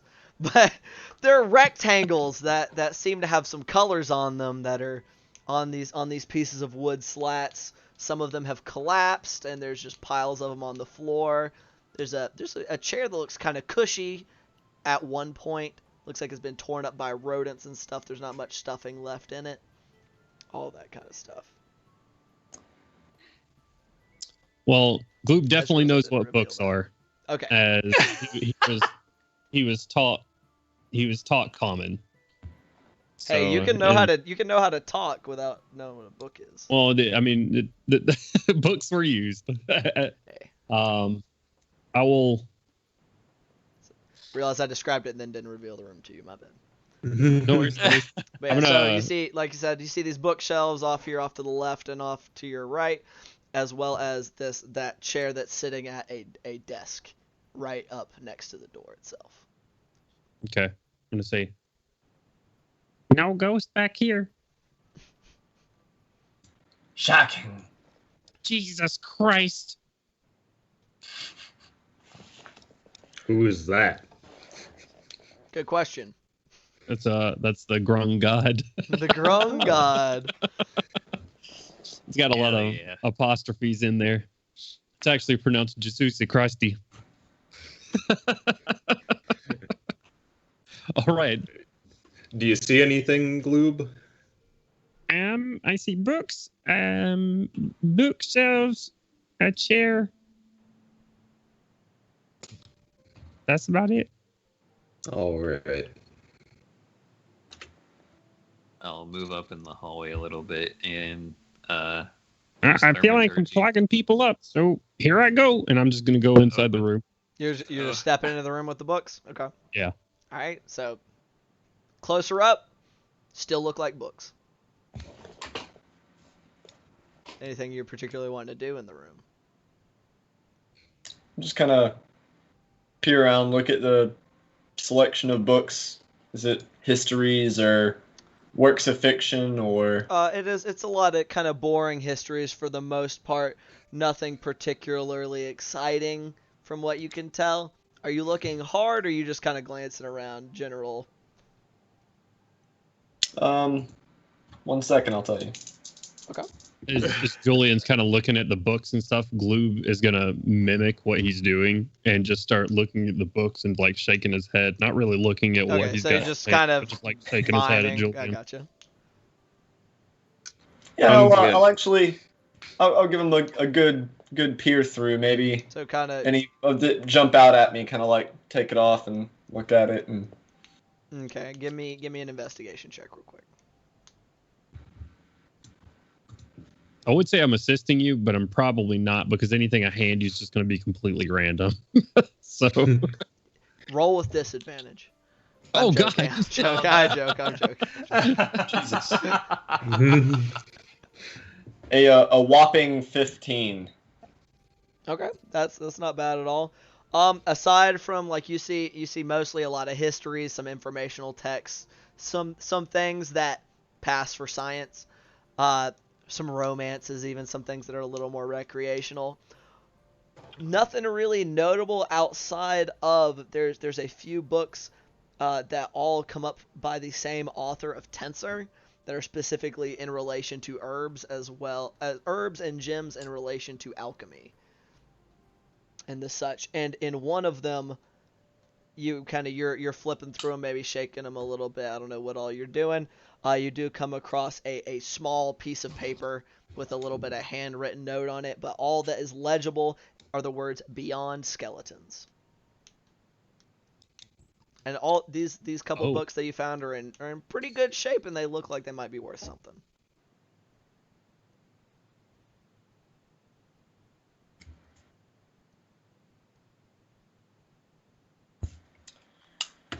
Y'all find All right, well, anything in here? I'm gonna kind of gesture at Bart and be like, Hey, Bartholomew, Mm-hmm. can you read this? I can't get much off of it. show him the scrap of paper. Sure. I'll go over and read it. I'm assuming it's equally as illegible to him. Yeah, it's not illegible due to the fact that it's like in a different language or anything. It's just like it's gotten smeared and there's like dirt all over everything. There's holes. Like it looks like part of it has been like maybe torn away. Only words that are legible are beyond skeletons. Well, Unless for some reason you guys can't understand common. In which case we have other problems. That was almost me. I know. Oh, I'm I only afraid speak can't. Goblin. That's beyond me. That looks like just a heap of a mess on this page. It's like a beyond Yeah, skeletons. it's not even like a whole piece of paper. It's like a torn off section. It's like a scrap. Darn. How many Well, books by Tensor are there? They're the two that you Two book- find. Yeah, you see a couple of will- them. Their titles are The Magical Properties of Gemstones and The Magical Properties of Herbs and Flowers. Taking so many notes. They are. I'm sorry, and I forgot his title. Archmage Tensor. So Oh, Like magical they're- properties of herbs and flowers. I might want to look through yeah, this. they got like I, fancy covers and everything. The whole 9 yards. Yeah, I will have already placed them in the backpack. Go ahead, mark Mind it if I look at that later? by all means. Feel free. All Any right. any other books that may look either interesting to me or valuable? No, not really. Like I said, most of them are just seem to be some pretty dry histories of Keoland and some of its surrounding countries. Maybe even find like a volume that has a little bit to say about the rise of the pirate holds. I forgot their full name. The princes, the sea princes. There we go. The hold of the sea princes. Nothing particularly interesting. They're all kind of drab brown covers. A lot of books other than that are just kind of falling apart. Didn't you say there was like a romance or something? Like Yeah, a- there's like a few of the ones that are like still not falling apart. They're just entertainment. Yeah, I'll grab 2 or 3 of the romance novels as well. Knock Good yourselves out. I Caleb. don't have titles for those, so make Um, them up. That's Fabio and his fabulous hair. while 1, they're 2, doing and that, 3. So 3 romance I'd like- novels and then the 2 of Tensor's Correct. books. Yes, Christopher. And while they're doing that, I'd like to open the door, I guess stealthily, but not like too Are you carefully. trying to sneak? Sure. Roll a stealth check, and I believe you roll a It is that correct? disadvantage. Yeah, knock yourself out. And that is +2, so it's gonna be a 4. You Sorry, kick in the door. you feel like you're doing a good job, but you're like creaking a lot. You kind of like when you're going to reach up to the door, you lean forward a little too far and kind of slam into it a bit. But you're doing your best. So you open that door, and are you looking for anything in particular, or are you just kind of glancing around? I'm looking for any signs of that anybody's been there recently. If anybody's been there recently. All right, go ahead and roll me a perception check. Perception check. That's just D20, right? Yep, D20 plus whatever your bonus to perception is. It's a 2. Big money. Wow. There are walls in here. There's a floor. Oh. There At you least all that. might even believe that you spy a desk and a chair. Okay. Like you're getting a lot out of this. But yeah, the room it would appear to be like a study, perhaps, kind of like a little more relaxed, right? You know, maybe grabbing a book from that little library across the way, hanging out, writing some notes. But there's that big desk. Looks like it's seen better days. Look, it was probably nice at one point. It's got some drawers on it, all the trappings of what a man might do in his private time, perhaps. So useless. All right. You're doing a lot, buddy. There's like documents and I'll- papers strewn about, that kind of thing. I'll slip into the room behind Jakob and go like, "Hey, you need some light there, son? Look like you're blinking around, like you just stared at the sun too long." Thanks. It's just a room. I'll go rummage through the desk, I reckon. All right, absolutely. Roll me an investigation check. What's my investigation? That's a 14. All right. So you rummage around in there for a few minutes. You're like yanking the drawers out. Some of them just kind of like completely come out and go behind you, like you're left just holding the handle. They just smash into the floor, and you're like, oh shit. You continue about your business, but you eventually make your way into one of them that was more solid. You're going around in there, and you feel a click as you discover a little compartment. And then when you pull it out, wrapped around in a cloth that has definitely stood the test of time, unlike other things, you see a vial, like a little tube with some burgundy colored liquid in it. Burgundy colored liquid. Yeah, kind of see through, not quite opaque. Drink it.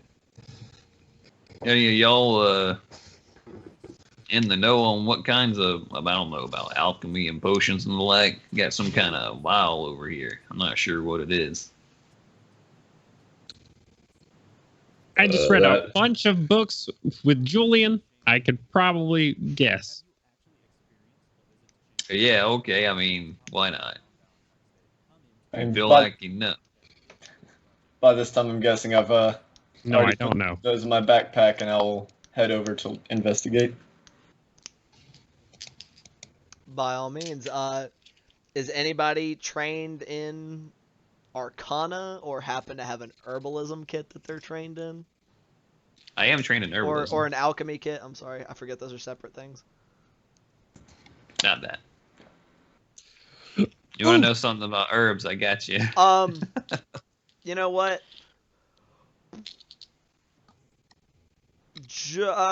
Julian, Jakob, and Bart, roll me just straight intelligence checks.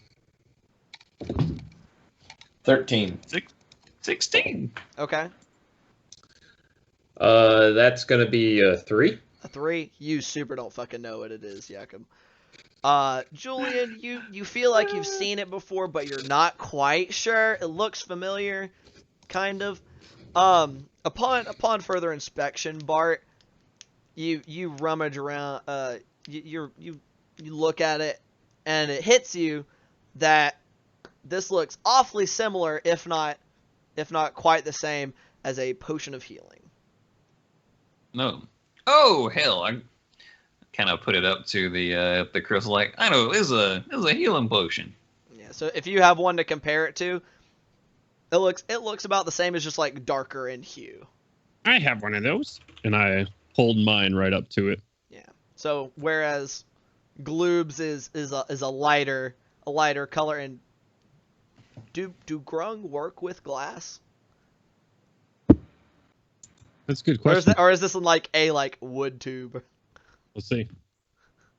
A little Yeah, pot. it's like- glass. It's just like like might be a blown little more glass. simplistic, like it's cloudy, but Right. you get the point across that this is Gloob's is like a lighter red, so you don't know what's this. So it's a potion. But you mark that down as that is worth 2 doses. 2 doses of Two doses healing? of a potion of healing. Yep. Of calm. All right, well, one of you lads need this? I'm fine. I can't say I'm familiar with the concoction. Well, you drink it and it'll make you better if you get hurt. It's kind of wonderful. Sounds expensive, but okay. Well, it's free because it's here, so I'm offering. So if you want it, just say so. Can't hurt. All right, here you go. I grew up poor. I've never seen a potion of any kind. Yep. So now you have a common potion of healing, except so mark it down as 2 though, because that 1 vial is worth 2 doses. Roger. I need someone else to bring me back to life in case I get incapacitated. So by all means, other people use that. That's very smart of you.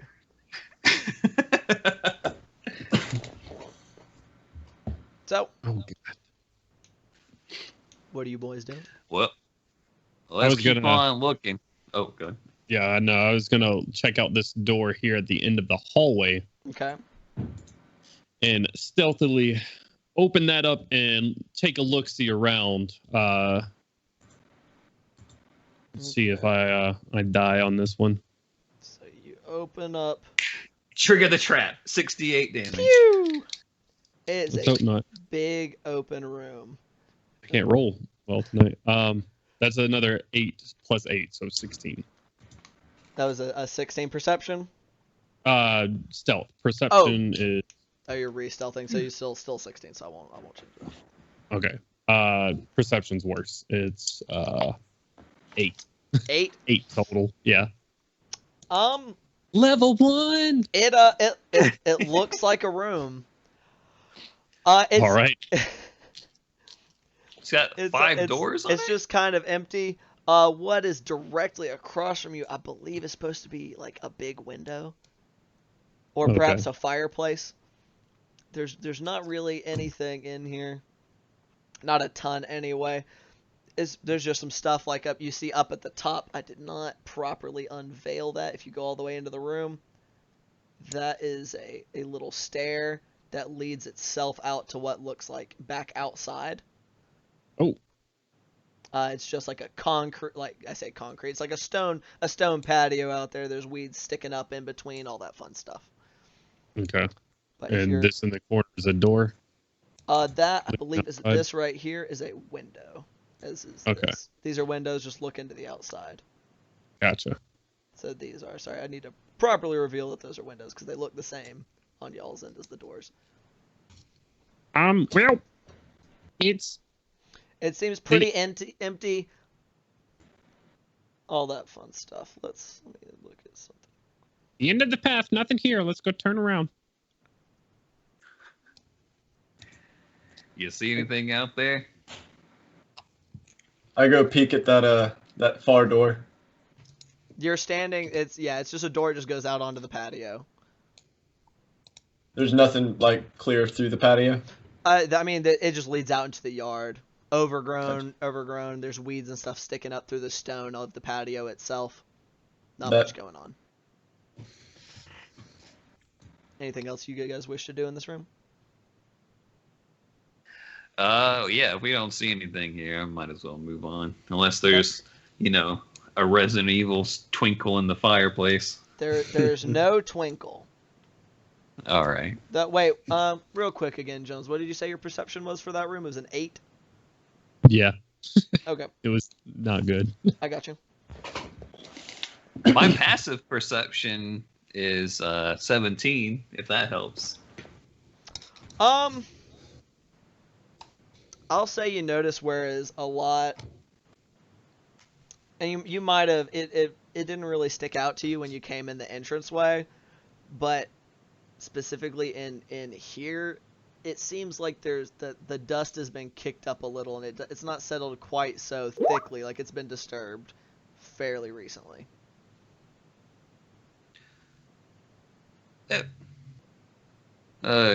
Gloob, did you kick up all this dust right here? It looks like there's been some traffic through here. I may wasn't not be just good you, at was many it? things, but I can move around without being seen or kicking up a whole bunch of dust. That wasn't me. All right. You Well, need to see everywhere I've been because my footprints are still wet. It is like, a bit. "I've It is never a bit taken up moist. dust." You can see the toe, like where his toes were. Like he tried his best, but unfortunately, like wet feet on dry, dusty floor. While he might have been stealthing in there, he'd probably be fairly easy to track. Fair enough. Well, I hope nobody's barefoot because he's leaving a so- trail. So So it appears that there have been traffic through this room and through the main room. Yeah, it looks like it's less distinct in the main room because, you know, maybe you have people like Mr. Stevenson who might come like right in the door and then kind of run out because they got scared and stuff like that. But in here, it's a lot more distinct. So it seems like people might have been coming from that door to the north side. Perhaps. I mean, could I get a better look? Roll like another perception or something? You can roll an investigation or survival check for me, whichever you prefer. I will roll survival. That is an 18. Hell yeah. Okay. Plus 5. So 23. wow. Hell yeah. So okay, yeah, with that, those are definitely tracks. And they lead right up, just walking in a straight line to here. If I can. Oh, oops, I'm not clicking the right thing. Pew! Right up to right in this little square right here. Where at? I'm not seeing. Oh, is it not pinging? Oh, it's because I'm pinging it on the wrong layer. Sorry. How about here? There you go. Oh, they're going to right here? There's like straight to it with an 18. And it just stops. It seems that way. It looks No, like... it's a total of 23. Total. Oh, yeah. It just walks like. Yeah, I rolled an 18. Going straight up to that, but then it doesn't look like there's footprints on top of that. So it just goes up to this square and ends abruptly. From as far away as you are, if you want to walk up and perhaps have a look. Yeah, I'll look around. Yeah, I will say to the rest of the party, "Whoa, you guys see this on the floor over here?" Yeah, y'all. Once you make your way on over to there, it's pretty clear that this is a trapdoor. Like it may be like slightly obscured. It's not super hidden as it is now. Maybe in the past there was more blocking the visual on it from on top. Well, I was saying we probably need to find a way to get into the basement because that's where all the ghosts are. But here we are with a way down right in front of us. Do you want to search the rest of this floor first? There's also stairs going upstairs. That's up to you fellas. We can search it floor by floor or start from the bottom and go up. Well, if all the activities in the basement, that's most likely where we might find clues of where these people have gone. Just as long as we don't split up, I'm fine. That's what happens in all the stories, and then people start dying. Are you saying you guys don't want to split the party? I am literally saying I don't want to split us party. Well, So what are you doing, boys? we can either Listen, go ahead. I'm an angry fisherman. This is not my realm, so I'm waiting for someone else to be like, yeah, well. I'll go first. Can I push he just jumps on down. this? Can I just push on this tile like with my feet? Since no one can really hold me, I'll just sit and like push on this tile with my hand. I mean, yeah. See if it reacts at all. It just kind of sits there. I mean, it seems pretty solid. Like it's not like giving and bending, but nothing happens when you do so. Like maybe a slight creak because you're just like shoving on it. Right.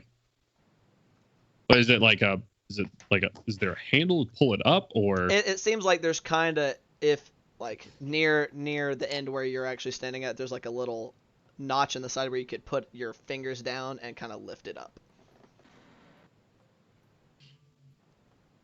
Before I put my fingers in that thing. It's not like a big hole. I'm not talking about like, you're sticking your arm in there and something's like right, cut it off. I'm still sticking my fingers in there. Absolutely, yeah. I'm attached to those. Yeah, I would hope so.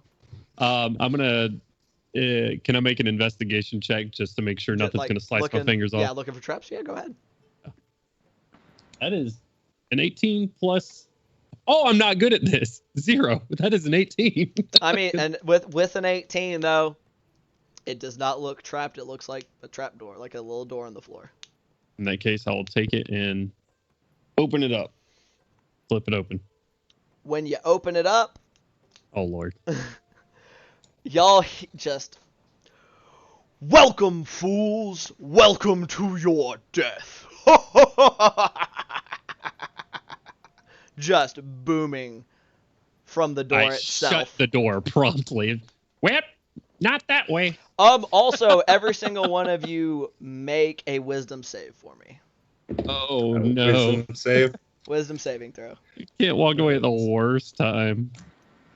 Oh, freaking not good. 20. 20 plus 1, so 20. 21. All right, you're good. You chose the worst time to walk away, Kent. You're muted. What happened? 6. Make a wisdom saving throw. He opened. Wisdom's. He opened the trap door, and y'all heard a really loud voice that Oh no. told you were fools and welcome to your death, and then laughed at you evilly. And then Gloob slammed the And then he the trap slammed door it back shut. Yeah. 16 total. Okay. 11. 11. Okay. What about Gloob? 6. 6. And then Jakob, you rolled a 21 total, right? Okay, so Right. Gloob and Julian, neither of you happen to be immune to the frightened condition, correct? Nah. No. For the next hour, you guys have disadvantage on all ability checks. Yo. On all what? Ability checks, all of them. That tracks. That tracks. Yeah. My And- my already wide fishy eyes are even wider and fishier, and I am baring all 3 rows of teeth as I glare at everything, holding my stick in like a defensive kind of. And on that note, after hearing a big scary voice and maybe having the bejesus frightened out of you a little bit, and most definitely causing a ruckus, which we know Gloob did not like, we are going to go on our break real quick. So, Hey. we are gonna, we're gonna go have a pee, maybe get something to drink. Everybody maybe de-stress a little bit. Have a little bit of a mid-session debrief, perhaps. We will aim to be back in the next 15, maybe 20 minutes or so. Don't go anywhere, everybody. We're gonna see if maybe anybody will die in this very first session. Boom boom. No. We'll be fine. Back, everybody. We return to our Hello, adventures here everybody. in a haunted house, which let me get some appropriately creepy music this time because I was not last time. By all means, I think feel free to inform me if it's Julian too loud. apparently ran out of the house. He's outside now. Oh, that's Very short crazy. notice, all right. Oh boy. Alrighty, guys. So, we return, and for those that were not with us just before the break, our intrepid squad had entered this haunted house that has apparently been a bit of a nuisance, if nothing else, for the people of Saltmarsh for the last several decades. They didn't see a lot for the first little while, but then they discovered a trap door due to the perceptiveness of one Bartholomew Fairfurrow. And when it was opened by our lovely rogue Gloob, they were screamed at that, "Welcome, fools, welcome to your death," followed by evil laughter. Gloob then slammed it shut, and he and Julian are a bit frightful at this time. And that is where we left our heroes. So, boys, what are y'all doing? When we opened the trapdoor, were they stairs or was it just kind of like It's like a pit? ladder. Okay. I'd like to descend down the ladder. You're just gonna go straight there, down the hold- ladder. I mean that Hold on trap a door is sec, back like to being a- shut. Yeah. Oh, did it shut back? Yeah. Oh, yeah, Gloob slammed it shut. All right. I am Well, let's backed up. Let's be a little bit more prepared next time. We don't know what's going to happen. So, is there it's like a rock or something nearby in here, or like a piece of splintered wood or anything on the ground? I mean, there's some stuff that might indicate that there was some broken furniture and stuff. Nothing super heavy. I just literally just need any object I can cast light on and toss down there. Yeah. Yeah, absolutely. I'll just have that ready to chunk down there whenever. I'm backed up literally to the wall. You do that? Yep, but Gloob does the exact same thing. I back up all the way over here. Well, let's get in there, I guess. It looks like they're gonna take up the rear. Yeah. Y'all are gonna head down the ladder. Yeah. I'm guessing that's where the ladder is. Shark tooth, grimace of terror. Alrighty, are y'all just going in balls to the walls, or y'all trying to sneak? I'm throwing a light down there, so probably not very sneaky. Okay, fair enough. So, as y'all deliberated. Also, as I understood, this thing screamed at us, right? It did. It screamed at you quite loudly. Yeah. Fairly sure the element of surprise is a little bit lost. Figured I'd ask. So, y'all are everybody's descending the ladder? Well, I'd like to see if I can see what's down there first after tossing whatever in. Obviously, you don't have to display it on the menu. Oh, yeah. Let me see here. So, you don't see a ton immediately down below the ladder. If you're kind of like leaning around back and forth, you can see what maybe looks like some shelves that might be holding boxes and some bottles and stuff. And they'll like, I say box bottle. I'm sorry, I might have been looking at the wrong room. Good gravy. Where does this line? Okay. Mostly some floor. Looks like maybe some beds and stuff around there somewhere. But you're not getting not a ton of very enlightening information. All right. Well, worst comes to worst, we have a free place to sleep tonight. I think the fuck not. Seconded. Okay. So who's going down the ladder first? Me. Okay, so Jakob's going down first. How close behind is everybody going with him?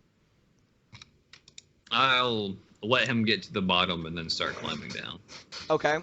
And is it going? So we're gonna have Jakob, then Bart. What is I would say your marching order, but your climbing order. Yeah, those first two are right. I'm waiting on the other two. I'll go third, I guess. And then Julian bringing up the rear. Okay. So let's see. I imagine the silence that you get is me and Julian just sitting there looking at each other. Oh, probably. For a second. So look down the ladder. Look back at Julian. A very, very dark room for you all at this time. So let me enlighten you a bit. Evidently, this is supposed to be stairs, but I think it's stupid that a trapdoor would lead to some stairs, so I'm still saying it's a ladder.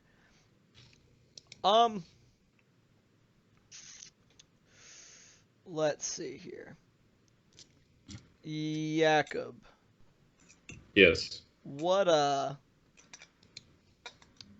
exactly is your AC for me, buddy? 16. Oh, shit. Oh, Jesus fuck.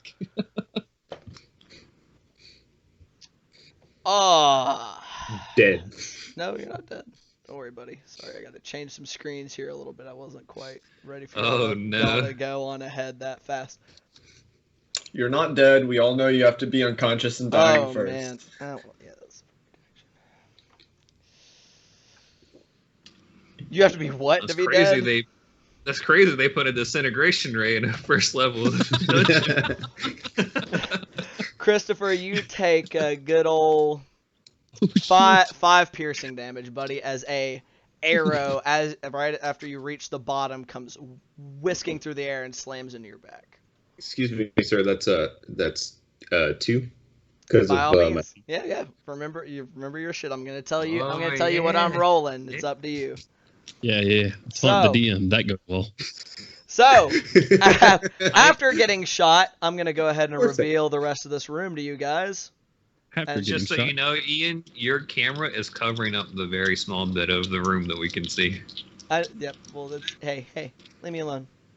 Are you not Just in letting the- you know. I'm just talking about on the stream. Right. Oh, okay. And Yeah. and you see, Jakob, these three fine gentlemen sitting Uh-oh. down there to What the party. heck is that? Don't ask questions, okay? Leave them boys alone. Seems like a pretty relevant question. You see two gentlemen wielding what look like maybe some scimitars or something similar, maybe short swords, and some plain leather armor, and then one gentleman a little farther back, as you can see illustrated, that has a longbow that he currently just loosed an arrow at you and is now appearing to be knocking a second. Oh no. And Am I I- guess go ahead and roll initiative for me. Oh no. I jinxed it. That's the natural one, baby. There we Oh, go. no. Hey, but you're a Six. halfling. The first actually good yeah, one I'm a I've made halfling. with a 19. Wait. Is it a any roll 20 or any d20 roll? Or is it only ability checks? Ability checks. I'm pretty sure it's any. Me and Ian talked about how dumb halfling luck is. And well, that's the thing. So that means, Jones, unfortunately, you reminded me about this when we talked about halfling luck. That means that both Gloob and Julian have disadvantage on initiative. Right. So- was 6. Ian, real quick on the stream, Yes, sir. roll 20. You want to move the map closer to the middle. Oh, yeah, I do. I'm so sorry, fellas. I was focusing entirely no. too much on trying to. No reason to roll at disadvantage. I also got a nat 1. I Let's did see have a 19. Let's see what I actually got. Let's see those exclamations nat 1 in chat. 18. Sweet. Nice. Must be nice. All right, so since y'all are all being a bunch of just calling shit out ahead of time, can I go ahead? We're gonna go 20 to 25. Nobody. 20 to 20 Hold on, to 15. I'm trying to see if technically initiative is an ability check or not. It is apparently. It's we've had to look it up before because bards get their thing that allows them to add half their proficiency bonus to Gotcha. it because it All right, counts. cool. Thank you. Yep, no problem. 18. 18. Okay. Anybody else in the 20 to 15 range? Guys, that's Have you rough. already got Bart and Julian and Jakob? I didn't hear Jakob's. 6. That's why I said. That's why we were going in order. 20 to 15. All right, 15 to 10.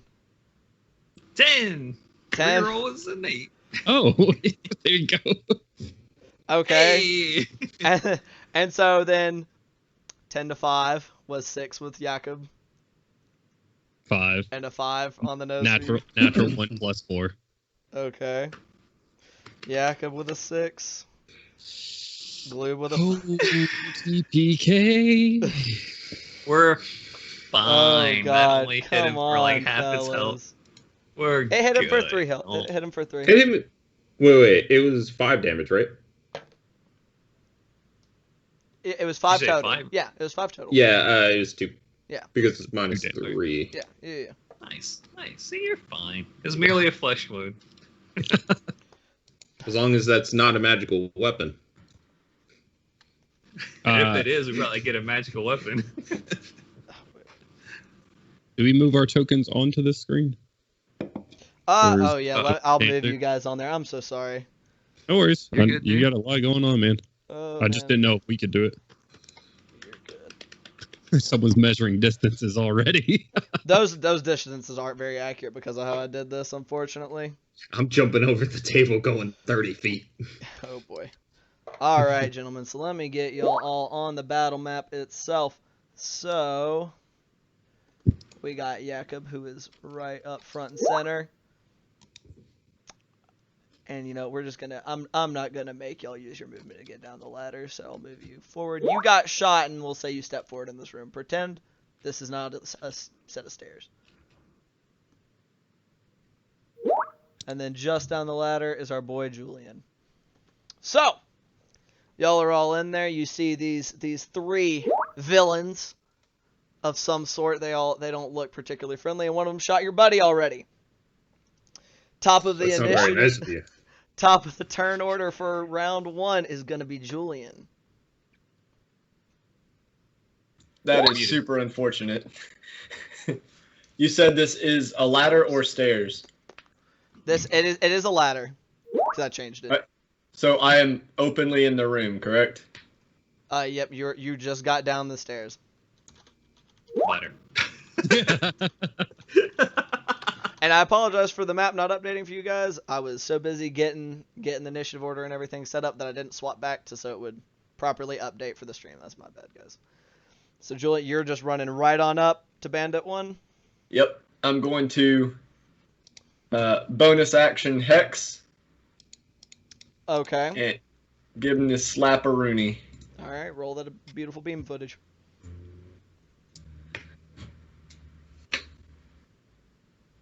And I guess the ability I will choose will be Wisdom.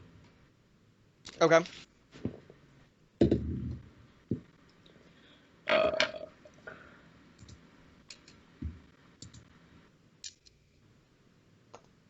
What's that attack roll, my man? 15.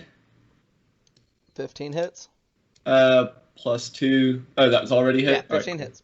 It would have been a 17 total. Gotcha. Yeah, definitely hits. Roll that damage. 5 plus charisma is 8, 9, 10 total. 10 total.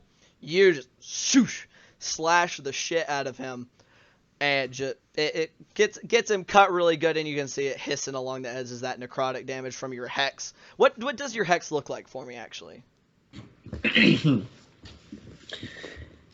A kind of black watery imprint of some kind of eldritch rune appears between us right before I strike, and then simmers out of existence. Understood. So yeah, it hit him pretty bad, like deep cut with the necrotic damage not doing any good to help him. Bleeding pretty heavily, stumbling back. Not quite dead though. I mean, that's all 3 of my things: move, attack, and bonus. So you still have more movement. I don't think you used all 30 feet. What did you go? I did. 5, I'd move 10, 15, exactly. 20. You moved 25. But from here. From that back. 5. Oh, you 10. That, okay, whatever. You say you took a weird route. That's fine. Yeah. So that if that's your full move, then that is the end of your turn. Anything you want to say? Anything along those lines?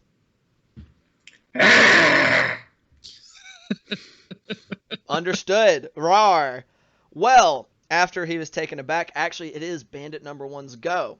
So after reeling back from that hit you hit him with, and your little growl, he's not too happy about it. So he is gonna take a swipe at you with his scimitar.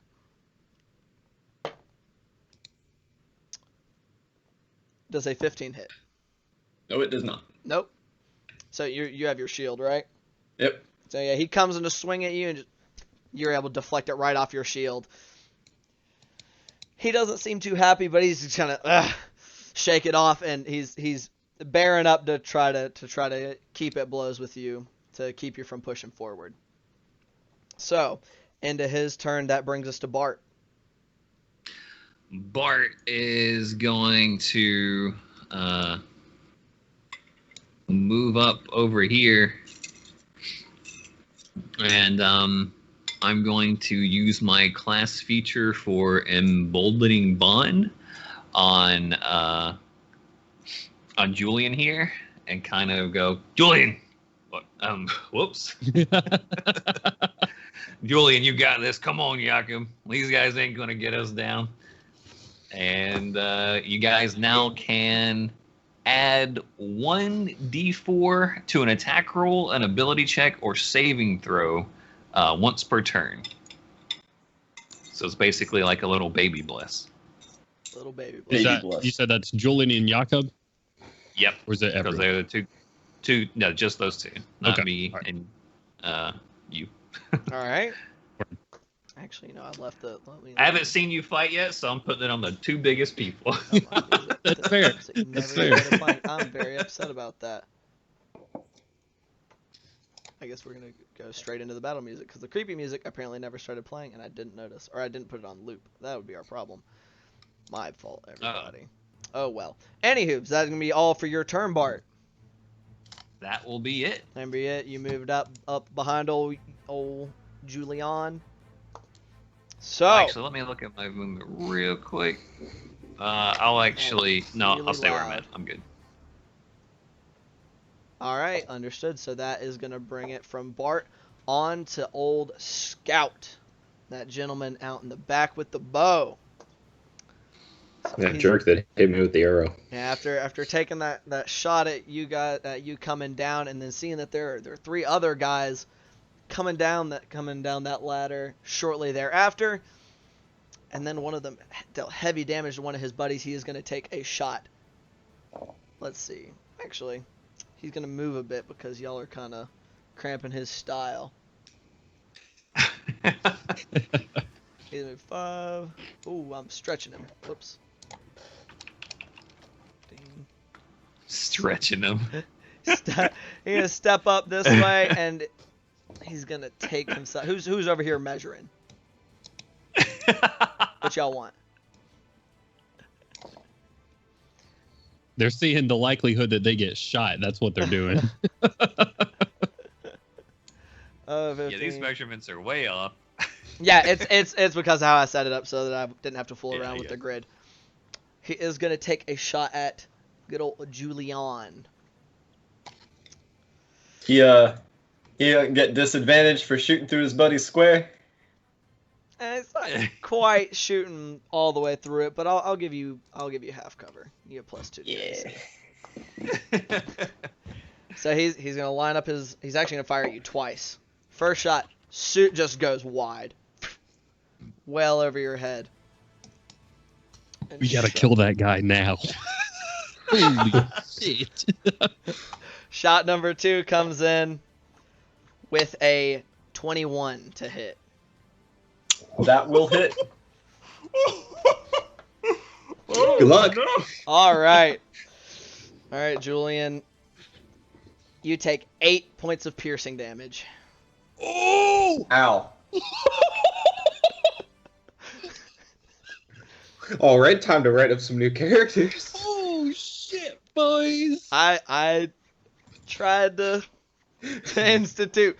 Anywho, Oh so no! that arrow comes whipping past, and you just can't quite get your shield up in time. This time, as it just slams into your chest, really sending you for a stumble. But I imagine you are not quite down yet. You have 1 HP. Whew! It be like that sometimes. Good thing you got that health potion. It do be like that. So that is gonna be Mr. Archer's turn, boys. Oh boy! All right. Jakob, you better do something. Yep. What is the distance between me and Mr. Archer? On- Let's see, 1, 2, 3, 4, 5, You can 6. just get That's there. 30 feet. Just charge that motherfucker. Yeah. Bring him charge- down. Is it my turn? Ian?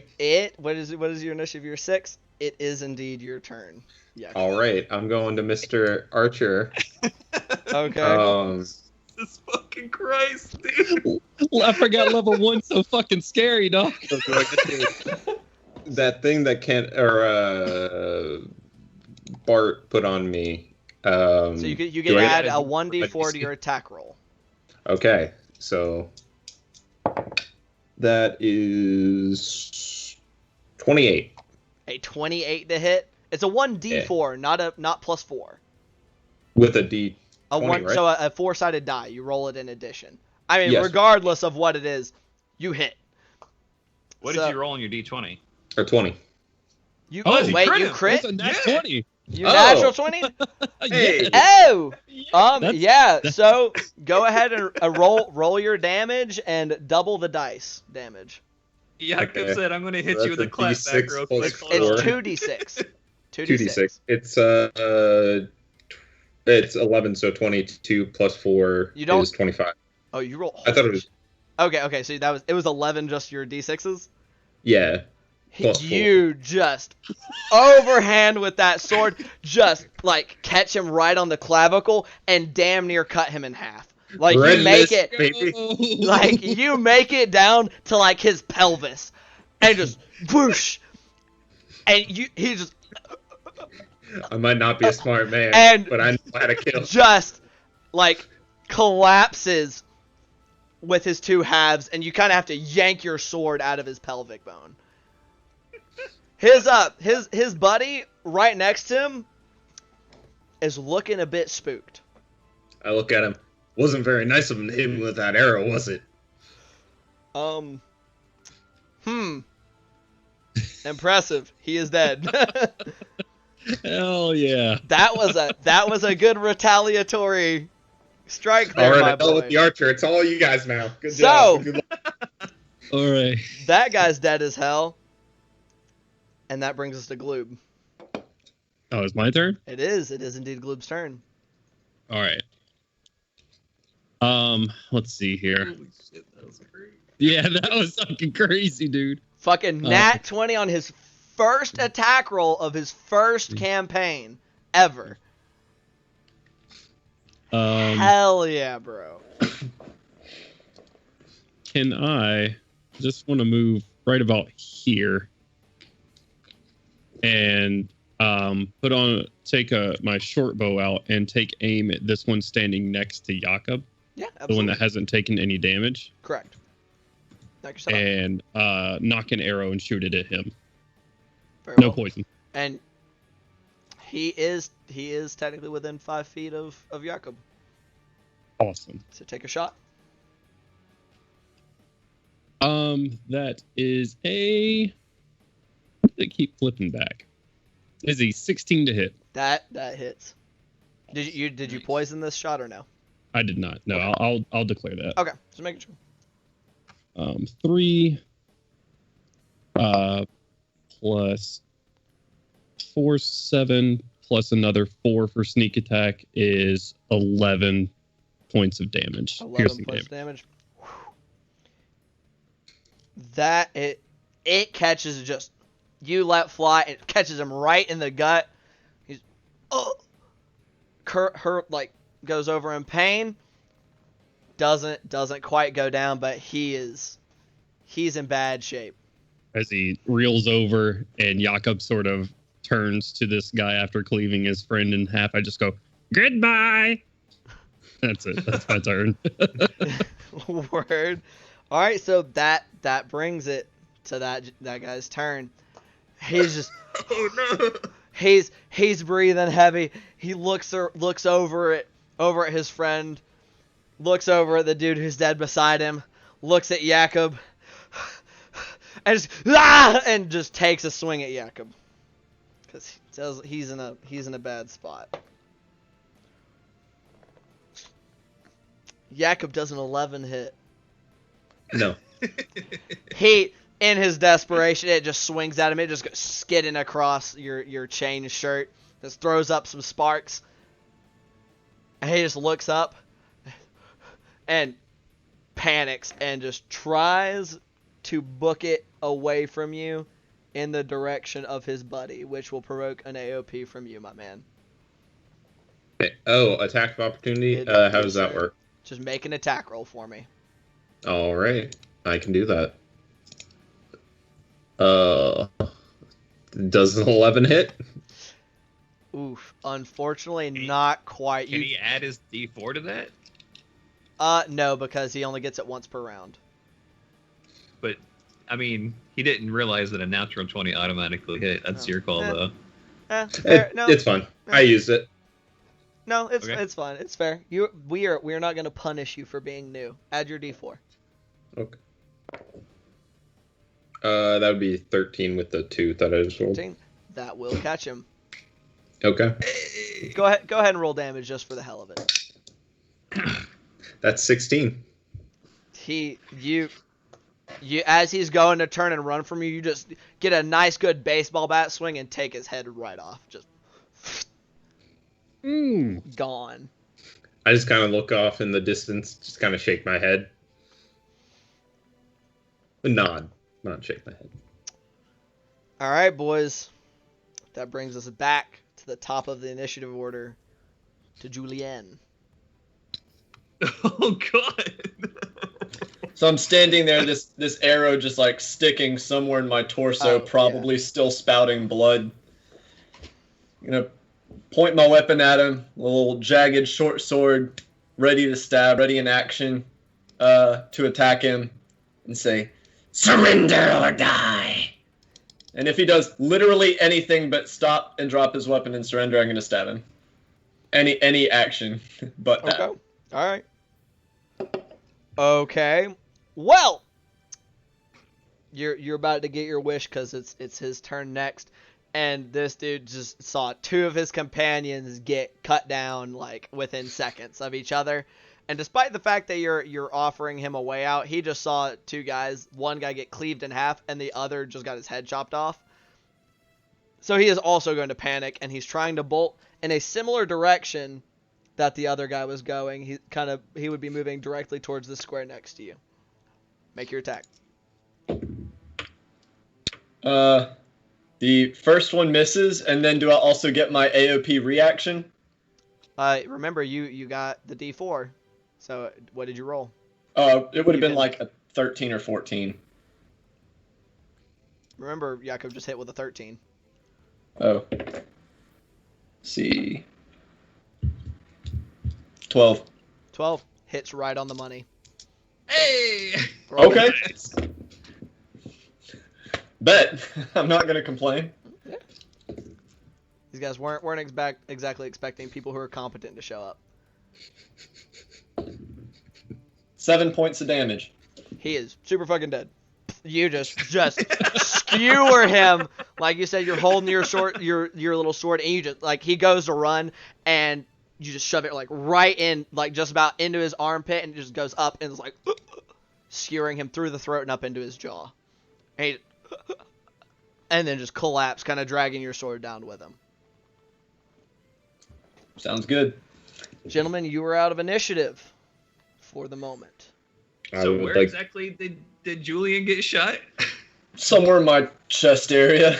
He was facing this you only way, have one so health it left. probably like snuck in and just like slammed into him, like right into the lower part of his rib cage. All right, I'm gonna be like,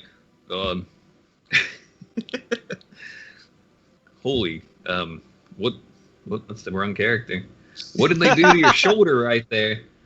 I'm right next to this here chair, and I'm gonna just kind of slump down into it, and be like, I'm going to tell you, like, what did they do to your shoulder? Look at it.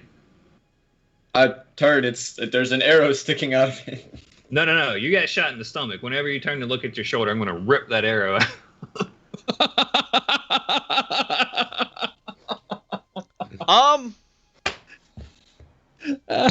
I'm okay. I could be really mean, but I'm not gonna. How much damage does it do? I was contemplating making you roll a medicine check, but I won't. So I'm not trying to be subtle about it. I was going more in the realm of not like hurting him more by yanking it out in a violent way. But okay. He'll wake up in a second. He just like gasped in shock and pain as you yanked the arrow that was like deeply embedded in him out. I know. Just hold on a second. And then probably provokes a bestial roar that I'm not even gonna try and replicate. Meow. Absolutely. Oh, okay. At least I don't roll natural ones for everything, so that's 10 hit points total. What did you do? That he gets back? Cure wounds? Yeah, cure wounds for 10 points. Wow. That is impressive. If I recall, that should bring you back to full. Yep. That was. How many hit points do you have? 9. Oh, well, there you go. I'm gonna go back to D&D Beyond and. Level 1's a lot of life and death. Yeah. Life, death. Life on the edge over here. I'd like to check the body of the archer in front of me. Oh, by all means. The two halves of the body, I mean. He's not completely in half. You got him like down to the waist, but yeah, he's pretty in half. Okay. Roll an investigation check for me real quick. That is a 5. He was wearing what was once armor. It's like some serviceable leather armor, or was serviceable. It doesn't look like it'll work too good anymore, and Yeah, there's the longbow on the ground, though it looks like you might have clipped his bowstring, so it wouldn't be immediately useful. But other than that, you don't really turn up much. I just kind of say like, yeah, I know. And I then want that stand up. fucking longbow. It's currently just a stick, so you're welcome to You take can buy it. bowstrings. I toss it over to Julian. I'm gonna Like- glare at it. You and you then, now like, have a non-stringed longbow. I'm I gonna, would say you can currently use it functionally as like a quarterstaff.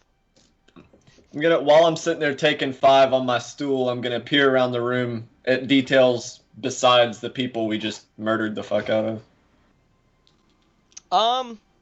Roll an investigation check for me as well. Like, are you trying to look for anything, or are you just like general I'm taking in what there is to see within the room. perception check? 18 on my investigation check. 18. Okay, fine. We'll stick with the God 18. damn. So outside of it, it seems to be just a pretty pretty normal room. Like I said, there are these beds that you guys can see. Looks like maybe this is where these guys sleep and eat with this long table and everything. There's a door in this northernly part of the room, like almost directly above where directly to the side of where the archer died at. It's not very well lit, so let me kind of boom. That's that door right there. You do see that there are 2 doors in this bottom right-hand corner. They look like they go somewhere, but they are both currently shut. The most notably, however, even from a sitting position, you see over in this corner right here, partially informed by the fact that these 2 guys were bolting towards where there was seemingly no exit, something that looks like there's a bit of a secret passage on this side of the room. Now, that would indicate it looks like you can see like from the turned up dust and maybe an outline that's not particularly well hidden. Alrighty. Remind me to never get on your bad side. Jesus. That was Jesus. impressive. What's that guy's name that you worship? Mr. Gloop. Glue? Oh, Jesus Christus. Jesus. That's it. You nearly cut this man in half. Well, it wasn't really nice of him to shoot me with an arrow without any warning. It's pretty cowardly. I go over to this guy here. I'd like to also check him. While we We talk. need to, Alright, do you we plan need on to kind looting of them stay all? alert. Yeah, it could Yes. There's 3 people in here and there's 10 beds. I don't know if y'all guys are very good at math, but that's 7 more people that might be here. Go ahead What and roll. you don't just Yeah, roll roll me investigation. 1 investigation check, and it'll just count it for the last 2. 3. At 3, Yep. they have weapons. All There's right. a couple of scimitars. Their armor is also pretty fucked up, so it wouldn't be immediately useful. But scimitars, it looks like they both have some, like they're kind of rusty, but they look like they'll still kill somebody. Okay. After I've kind of taken in the room, can I use that same investigation check to double check the bodies after him, or? I would say you'd have to roll a new check since previously it was specifically about the room. 14. 14. Just for brevity, we'll count the 14 for all 3 bodies. You don't find a ton more than what he found. You find a handful of silver and copper pieces on the 3 of them together, and a couple gold on the archer himself. So about 2 gold, 7 silver, and about 6 copper. How many How'd arrows? those get there? What did he fired about 2 shots? He about 15 arrows. Any That spare are bowstrings? still usable. That weren't like completely crushed. Did the scout carry any spare bowstrings? He did not. It did not seem like he had one on him. Fair enough. Was there any type of compartment or open living chest or anything like that, to where it seems like there are? I'm assuming those are beds, right? Yeah, those are all beds. And I'm so sorry. With your 18, there are small like chests at the end of each of them. Yeah, Yeah. search the shit out of those. By all means, just if y'all Yeah. somebody roll at advantage, or 2 people roll separately for me. I can aid somebody if they'd like for investigation, but 19. I would call out, hey, let's try to find something that might tell why these people are here, like a journal or something. I don't know if these people are very learned. Well, Maybe there'll be a document in the chests. Makes sense Yeah, that'll why work. people have gone missing. These weren't exactly the most friendly of folk. Like I said, highwaymen. Not Well, raccoons. Not much of. Or ghosts. Yeah, we're not No, on a not highway raccoons.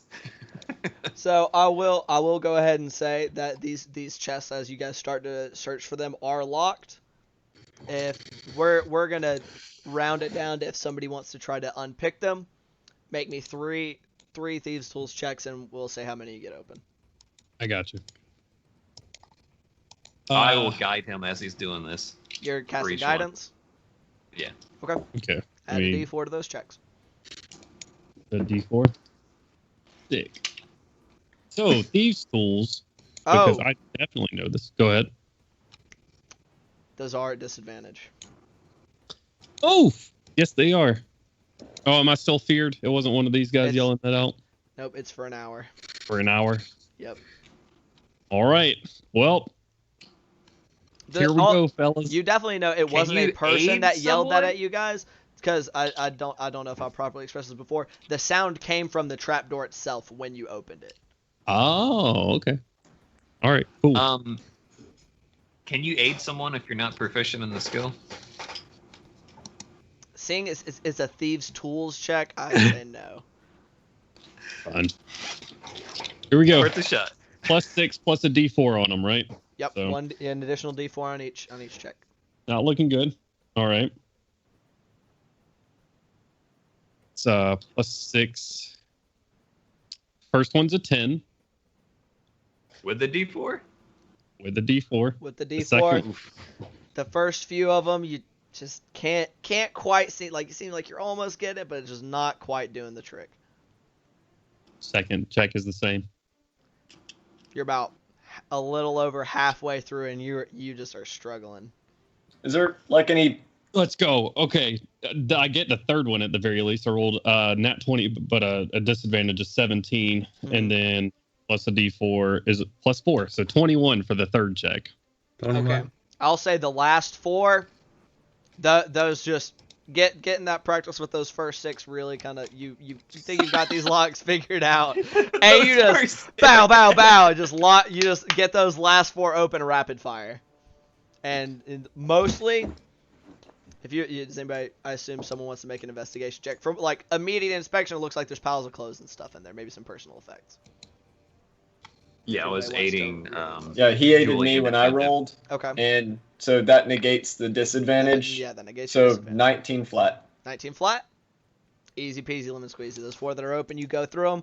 Like I said, it is mostly just like some clothes, maybe like some kitchenware, maybe like they might store some of their nicer personal effects in there. Not very nice. Some like pottery jewelry, some beads, that kind of thing that maybe they're like, ooh, I like that, it's shiny. But on the whole, you'll be able to scrounge up between those last 4 about 15 gold pieces. Glue Bull 100% take those, what'd you say, clay jewelry? Yeah, there's some And like clay bracelet? jewelry, some like simple glass beadwork, that kind of thing. I immediately put them on. By all means, you get like a couple of bracelets and like 2 necklaces. Like, it's like Awesome. 3 bracelets, 2 necklaces. He's be living crazy. All right. I'd like to hear, see if I hear anything in these 2 doorways. Those 2 rooms. Yeah. Yeah, That's sure. the word. Since Was he's there been, any do what? Sorry, was there any documentation in any of those last 4 chests? There were not. Okay. Not cool. not that you Just can wanted tell. to check. Absolutely. So since they've been doing that for a while trying to get these chests open and everything, I'll give you 2 perception checks to kind of sit there and listen at each of those doors. Yeah. Okay. Let's see. Nat 1 plus. If it's a nat 1, it does not matter, my man. So one's All a nat right. 1. Which door did you want to listen to first? Let's go with the right one first. The one that's on the side. Okay. Yeah. You don't hear shit. Okay. And then 12 plus perception, so 1, so 13. 13. So on the top one, you also don't hear anything. It sounds pretty like the coast is clear in there, All right. as far as you can tell. Hey, DM, what am I looking at over here on the other side of the room, opposite side of the beds, where the bowman is? That's like a fire with a cook pot and stuff on top of it. Okay, all right. So like, and like maybe like a little like a spit. So it seems to be where they cook their food. Also, Jakob, very obviously on that right-hand door, I should have told you this earlier. Mm-hmm. You just see in big letters in common, just like splattered on there with paint, kind of haphazardly, danger, and it is barred. And it is barred from the outside. Are we on the outside or the inside? You are on the outside. It is barred on your side. Well, I'm never a man to shy away from danger. But that's the one where you couldn't hear jack squat. Which is why I'm going to the door above me. Very well. You wanna open that door directly above you? Yeah. You don't want to open the danger door? What's wrong with you? You don't want to open danger door? Alright, Do very we- well. Before we get into another encounter, do I see anything else in the room with my passive perception? In this room, you do not. Okay. No, not really. It I'm, looks like this was mostly like kind of a resting quarters and place for people to eat. I'm peeking around for that hidden door. Like I said, it's in that, you see on the left-hand side of the screen where it says S. Yes. Far left? Yep, that's where you know that secret passage is at. So Is you're it easily opened or? you just since you know it's there, it looks like most of its security is in the fact that it's supposed to be hidden. I'll give it a look-see. Okay. Before we do that, Jakob, you said you were going into that top door?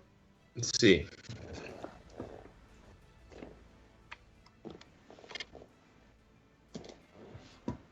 You're opening it up? Yes. All right, go ahead and roll a I'd like perception to check for me. see- Okay. That's an out one. Man, it looks Oh, like no. somebody's bedroom. Nice. You see a bed up here in this top right corner or top left corner.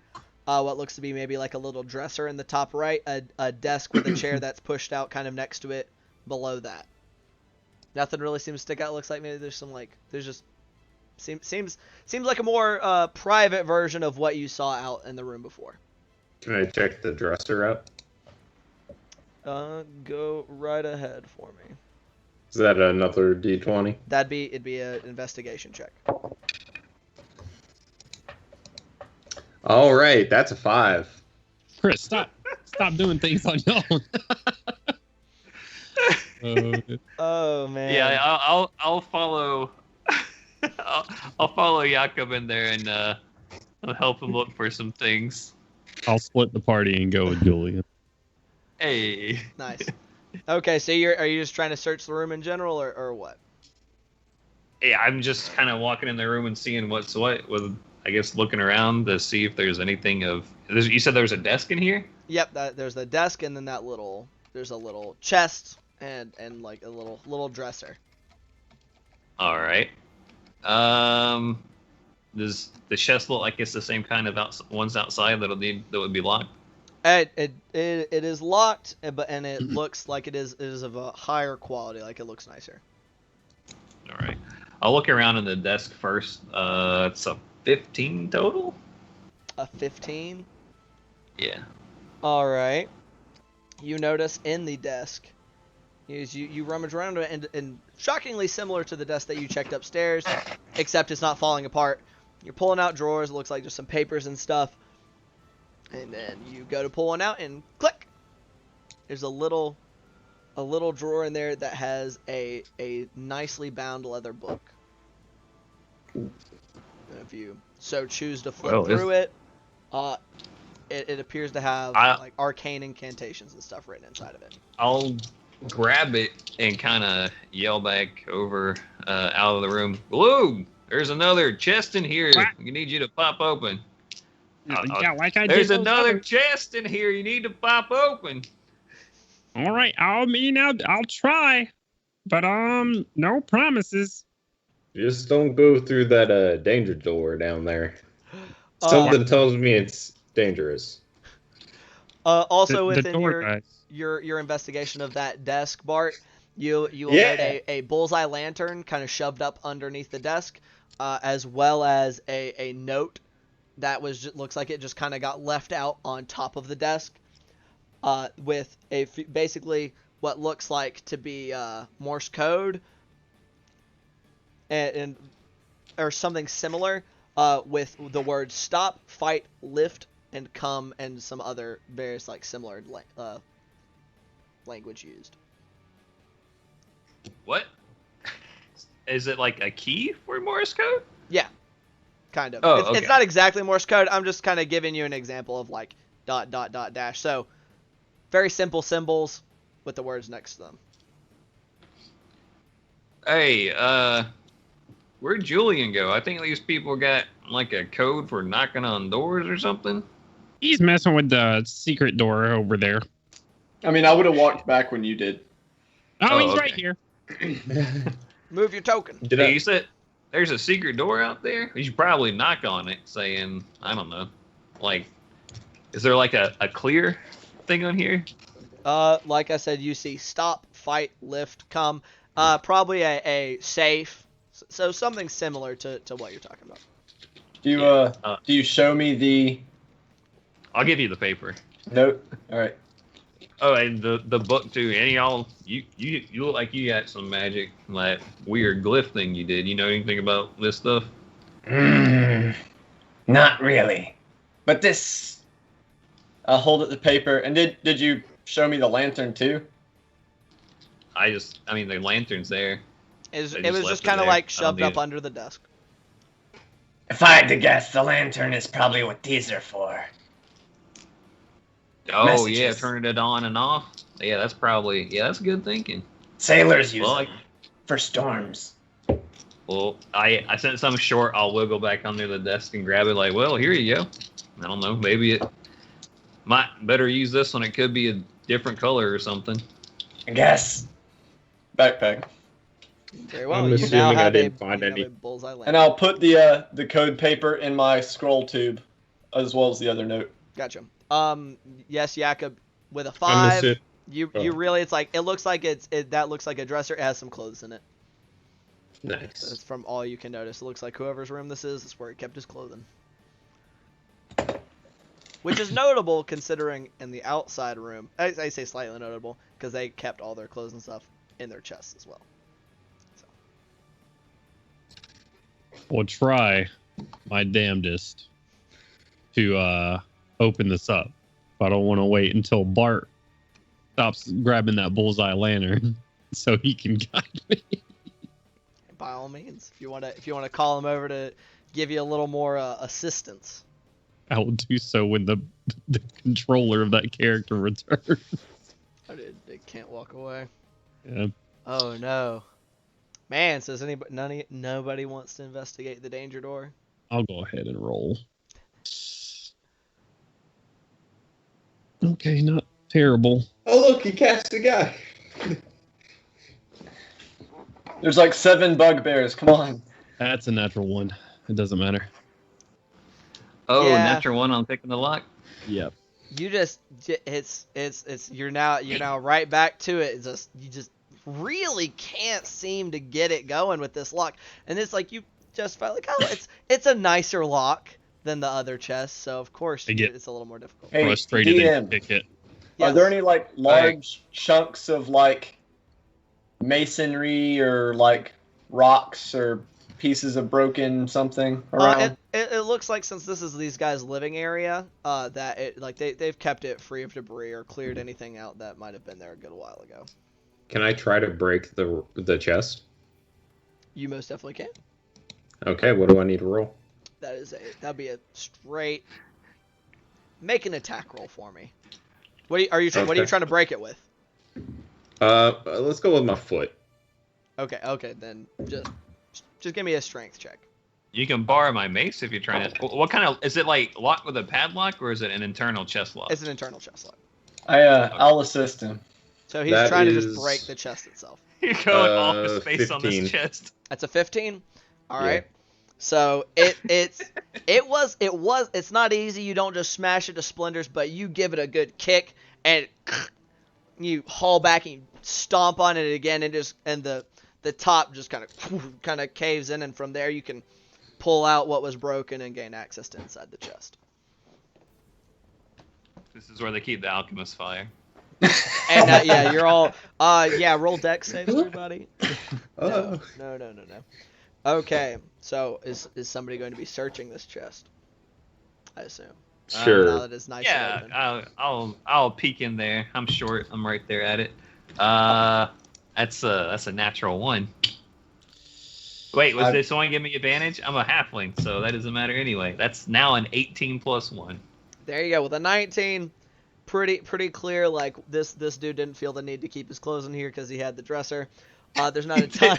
There's not a ton in here. There are 3 books in there that you notice that are nicer. They're in even better shape than those ones that Julian found upstairs. They look like they could be worth some money. And as well in there, you see a nice like long oilskin coat that is in there. It's the only article of clothing that is within there, as well as a small bag of coinage that I'll say has about 15 gold in it. I assume it's a human-sized coat. It is a human-sized coat. For the record, I am keeping track of all the loot we find. So. Yoink. Knock yourself Awesome. Well, I guess here's some more books and a sack of coins and a nice oiled coat. I reckon it's good for being out on the sea, so you don't ruin it or anything. But it's a little too big for me, probably. Whoa! I saw a door back there. It said danger on it. Yeah. Big painted letters. Maybe those missing folk went in there. I mean, we haven't been.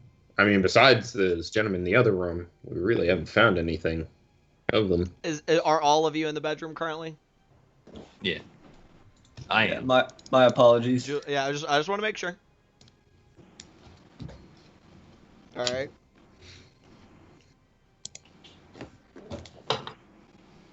What are you guys doing? Glue I'm just handing frustrated out all the loot. that he couldn't open it. Will walk back out, and I don't know. He doesn't know either. He'll walk to the secret entrance and see if he can find a way to open it up. Are there were those people we killed regular humans or what? Yeah, they're a bunch of Umis.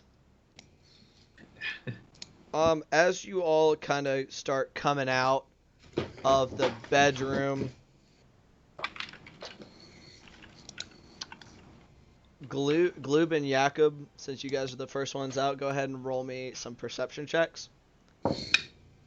And the 2 in the bedroom, you guys can also roll, but I would just I know Julian rolls at disadvantage, but I also want Bart to roll at disadvantage. Okay. 17. 17?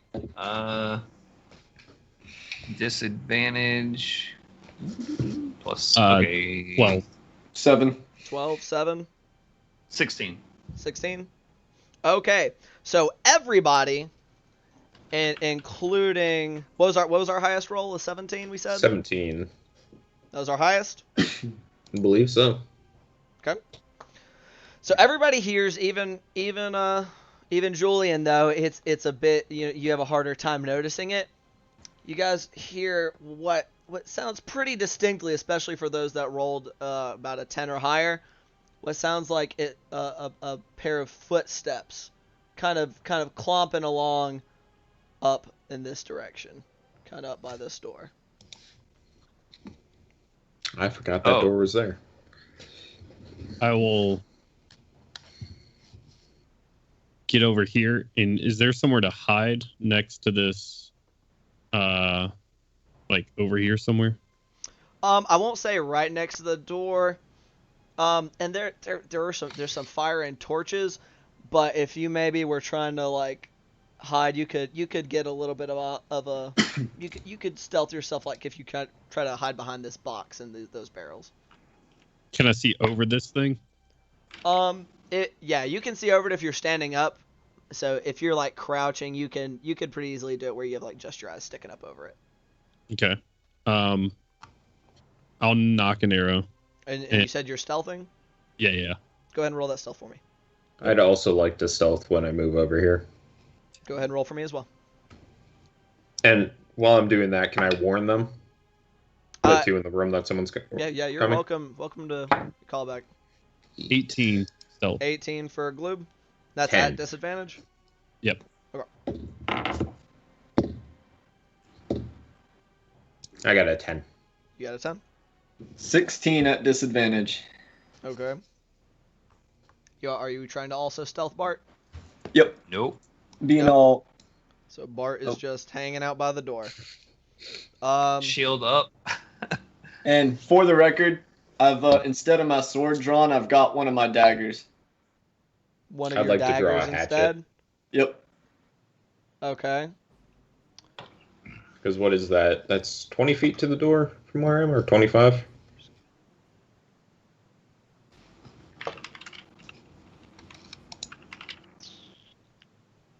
So yeah, I'll have a hatchet out.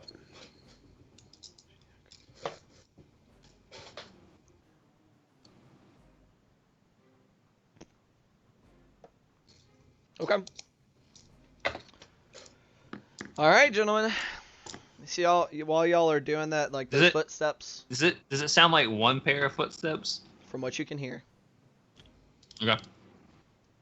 And as you guys all move into position, those footsteps that were getting closer seem to kind of slow down and then stop. But right near the door. Does anybody want to do anything? Can I try to stealthily walk up to the door? Well, if they're gonna stop next to the door, then I would like to roll stealth for standing still there. I mean, I'm not trying to be overtly heard, I guess. I'm saying that it stopped for just a moment. Are you wanting to do anything in these next few seconds? Oh no, I'm just readying an action for whenever it comes to the door. I'm gonna run between its feet and be on the other side of it. Okay. So, what is going to happen? That door is suddenly going to get shoved open, and 2 arrows are going to come flying immediately through the other side, smashing into the wall across from it. Go ahead and roll initiative for me, fellas. It's a really good thing I was not standing in front of that door. Indeed it was. That's a D20, right? Yes, sir. Better this Suffer time for machine. sure. Better this time for sure. Can I That's a roll- 10. Can I reveal, please? So this now becomes open. Y'all are going to have to forgive me for a second. I got to cheat because these guys are on the wrong map.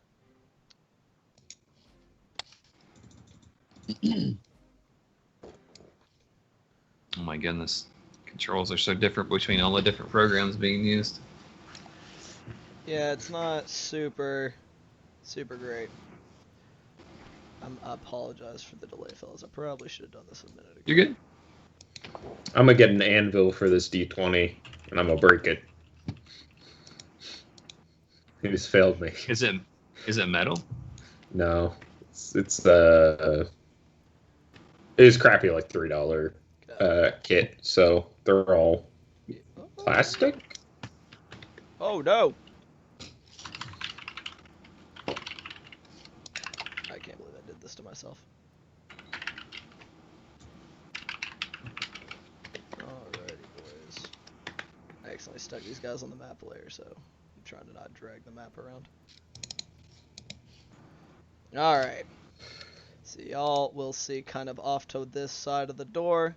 You got one guy, and then you have two more of those archer-looking fellas farther back. Oh, can I not see that guy? Unfortunate. No, you cannot, because he shoved it from that side of the door. Alrighty, so we're gonna go from 25 to 20. Okay. 20 to 15. 17. 16. Hey. 17, Julian. And then Bart with a 16. Indeed. Is that correct? All right. 15 to 10. 10. 13. What was that? 13. 13. All right. I'm just using your guys' first letter to Yeah, that keep works. track of you. All right, and then so you give me 1 second. Let me get these fellas. I don't like the sound of that. They all rolled 20. Oh, man. Julian, goodbye. They all have a Wait, you're special behind ability. me. If they go first in initiative, they get to just shoot 4 arrows through walls. No. Oh, that is not correct. So, Good.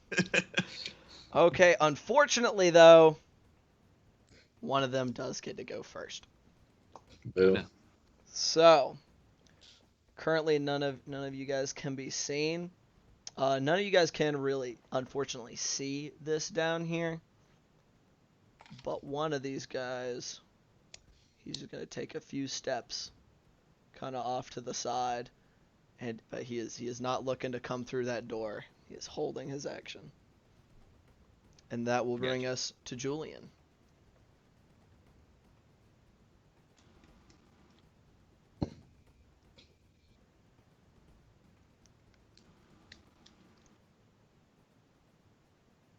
All right, that's my 30 feet. Ready in action to yeet my dagger at whoever comes through the door. Where did you come from? Behind me. Behind you? It, What's your AC? Oh, 17. shit. 17. And ready. Congratulations. That it looks like another one of those arrows just comes streaking out past you as you kind of come to jog along. It's just whistling over your shoulder and also shattering against that back wall. I was doing that low zigzag run. Couldn't hit me. It would seem that way. You're so hunched forward. He's used to people walking at like standing upright, so you threw him off. All right. Is that gonna be all for your turn? I mean, that's my action's held, so yeah. All right. Bart, that brings it to you. You currently have a. I'm gonna say the door swung out the other way. You can see this dude standing right diagonal from you. Let me reveal him a little better. I realize that y'all can't see all the shit I can see. So you see this guy right there.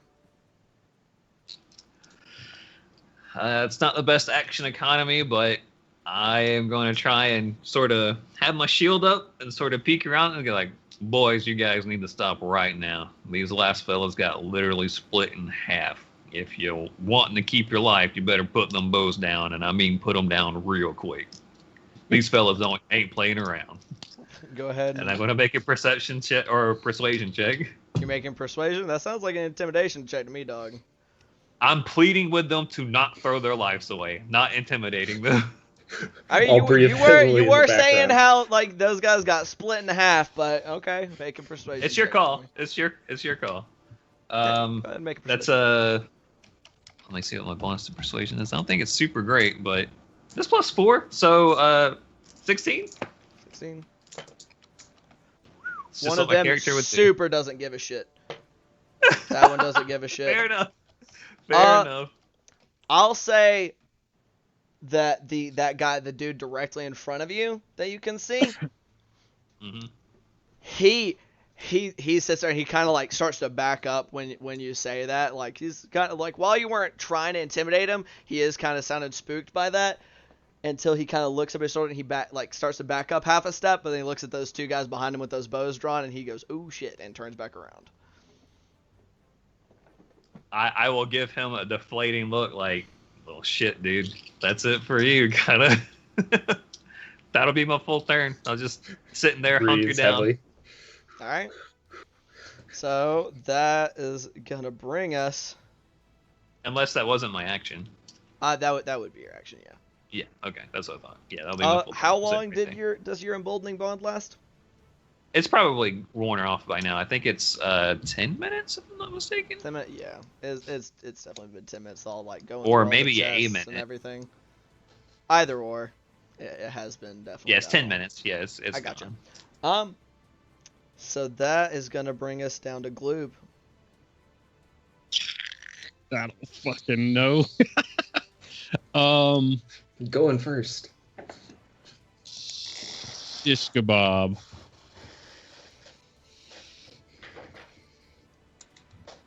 I feel like I'm just like pressed up against the wall with a shield, like You're not in somebody a come out. super awesome spot. I feel like I I have can't- cover at least from the archer, so that Yeah. Currently. I can't see anything right now. And Right. DM, your call on this one. What's I don't. Which way did the door swing open? the door swung open Towards- away from Bart towards you. Yeah, but so Towards- it would have banged up kind of up against, you see like that lower half of that H. Right. It's kind of catty corner to that, forming an angle with that to the door. Your call on this one. Could I stealth up to that corner? I mean, I'm already stealth, but Yeah. stealth up behind that door, peek and take a shot at this guy down here. Would I be able Where to would see you- him? I mean, from where you're standing right now, I don't know where the door would be open. Like the either- door is kind of hold on, let me get a little measuring tool. So it's not like out here, but it's kind of like that. right there. Kind of like I said, kind of out smacked up against that wall. So I'd say if you're stepping, like you got to pick a square. You got to move all the way into a square. pick a. Oh no! Because you're sitting like on halfway on some squares. Yeah. Gloob, you'll be fine. I'll be right there to heal you when you get pincushion with arrows. I Yeah, won't say right. you can't shoot from that square. I will say he'll be benefiting from cover. Okay. Because you're kind of at an awkward angle trying to kind of shoot around there. So I'd say you'd be shooting with him at half cover. Okay. All right, I'll do that. Okay. Am I still stealth from my previous roll? For the moment, yes. You will not be Okay. stealth after this shot. That is an 11 plus, I believe, 6, which would be a 17. I'm going to make sure it's plus 6. Yeah, plus 6. Plus 6, that will hit. Hell yeah. 17. And regular damage of 4 plus 4, so 8 piercing damage. And Okay. then if I'm stealth, do I get sneak attack? Yeah, you get sneak attack because you have advantage on the attack. So actually roll again real quick just to see if you fish for a 20. Oh, yeah, perfect. Because you were hidden. Oh. Okay. So just go ahead and roll that extra 1d6 damage because you said 8 total currently. Yep, 8 piercing plus 4 dice Nice. Those are the best kind. plus 1. So Plus 1. 9. So 9 points of damage. All right. Yep. Respectable. And then 1, 2, 3, 5, 10, 15, 20. That's about 25 to get there, going around that way that I did. So, That's about your full movement. yep, that's where I'm at. Ah, shit. All right. Currently, real quick, let me check. 'Cause let me see. Everybody can see pretty good on there, right quick. Sorry, I wanted to double check. All right. And so you said that's it for your turn. That's got to be it. Yep. That's gonna be it. All right. That's gonna bring us to Jakob. All right. Oh no, that is not the move. If I go up to the door, would I be able to reach that dude right there? That guy sitting Yeah. right outside of the door. Yeah, to the left of it. Normally I'd say yes, but due to the fact that you got a bit of wall that's kind of jutting in between you there, and he's kind of up against that sideway, I'd say you'd have to get all the way through the door. Okay, so I'm gonna move here and throw a hatchet at him. All right. That's a 1 So nat 1. plus 6. All right. Unfortunately, 1, so it's a miss regardless. But you haul back, you go to throw it, and just you kind of stumble a bit as you go for the throw, and it goes winging up and just kind of sticks in like the top of the doorway. I just He is seriously Fuck. paying for that first attack, nat 20. yeah. Seems that way. Is there anything else you would like to do with your turn, Christopher? Is there anything else I can do? You moved 5, 10, 15, 20. You have 10 more feet of movement, but that's about it. I think I'm all right here. Okay. Before you decide that, you're standing at the right angle, so let me, like, you got some more vision into that room, and this is where that other archer went off to. Okay. I'm gonna be a coward and move behind Gloop. Okay. I don't think you're gonna get much cover, my guy. Very well. Alrighty, gentlemen, is that going to be the rest of your turn, Jakob? Yep. Alright. Jesus Christ. Oh boy. Alright. So this is bringing it to our other archer's turn. It's quite the standoff, I will say that. So having taken a shot from you, Gloob, this gentleman is actually going to take a couple steps forward behind this box, and this is not revealed for no real good reason, so we're just going to hit it with a nice little pew. So, and he's getting a similar angle that you got on him onto you, but you will also be benefiting kind of from the same thing that made it a little harder for you to shoot at him, and you're getting benefits of half cover, so you have +2 AC, okay? Okay. You're going to let loose two bow shots at you. Ow! Oh no. Don't oh no yet. Goodbye, my friend. First shot's a nat 1, doesn't even make it through the door. Similar to Jakob's hatchet, it just goes slamming into the door frame. So very, very, very intimidating to that door frame though. The second shot, however, is a 19. Does that hit, Gloob? That hits. That hits. Hey. Boy. Here we go. That is going to hit for a total of 5 piercing damage. Oh no. So it comes that first one went wide, second one flies a little more true and catches you right in your little froggy shoulder. Ow! Owie. Okay. So that's going to bring us to our gentleman who is standing in the front. So he saw that shot come out. Shit. He saw that shot come out from you, Gloob, and he saw that he heard that one of his buddy's shots went home. He's feeling a bit brave, and he's gonna step out real quick to right here, and go ahead and take an attack at you. Oh shit. Okay. All right. Boys, we're in a tight spot. Let me double check what that is to hit. That's It's an big 18 coward to hours. hit. That hits. So glad our frontliner hit behind me. Oh shit, that's cocked. Shit. Oh, that's a 6 slashing damage. Down for the count. So he Big ol' comes yikes. out and just like swings around this corner real quick, and right after that arrow slams home into your shoulder, comes across with a slash with his scimitar that gets you right across the chest, and you just ribbit and collapse right there up against that door. All right. However, due to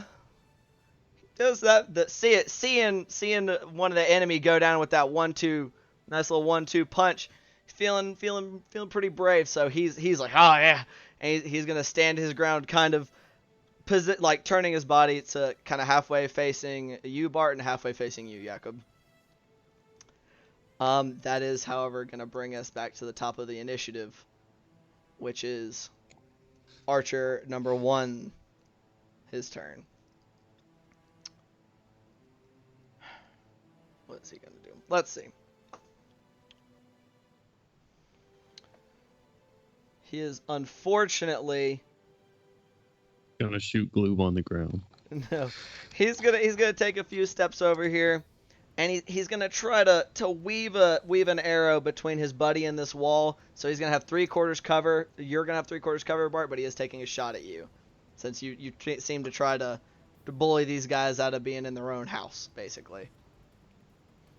And I believe 3/4 cover is that he has disadvantage on the shot, correct? I think.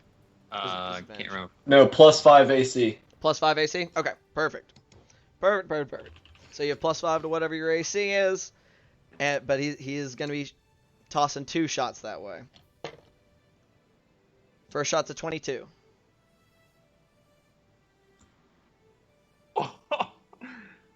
Bart, does it hit? Oh, 22 on me? Yeah, that hits. Even with 3/4 Oh, cover? no, not with the +5, no. Not with the +5? I used Okay. 23 to hit with +5. So 18 AC +5. it very nearly catches you. It sticks right in the top of that shield, like right in that top rim, that first shot. And so he's going to let loose a second shot real quick. That one's super not going to hit with an 11. So that one's solid right in that shield.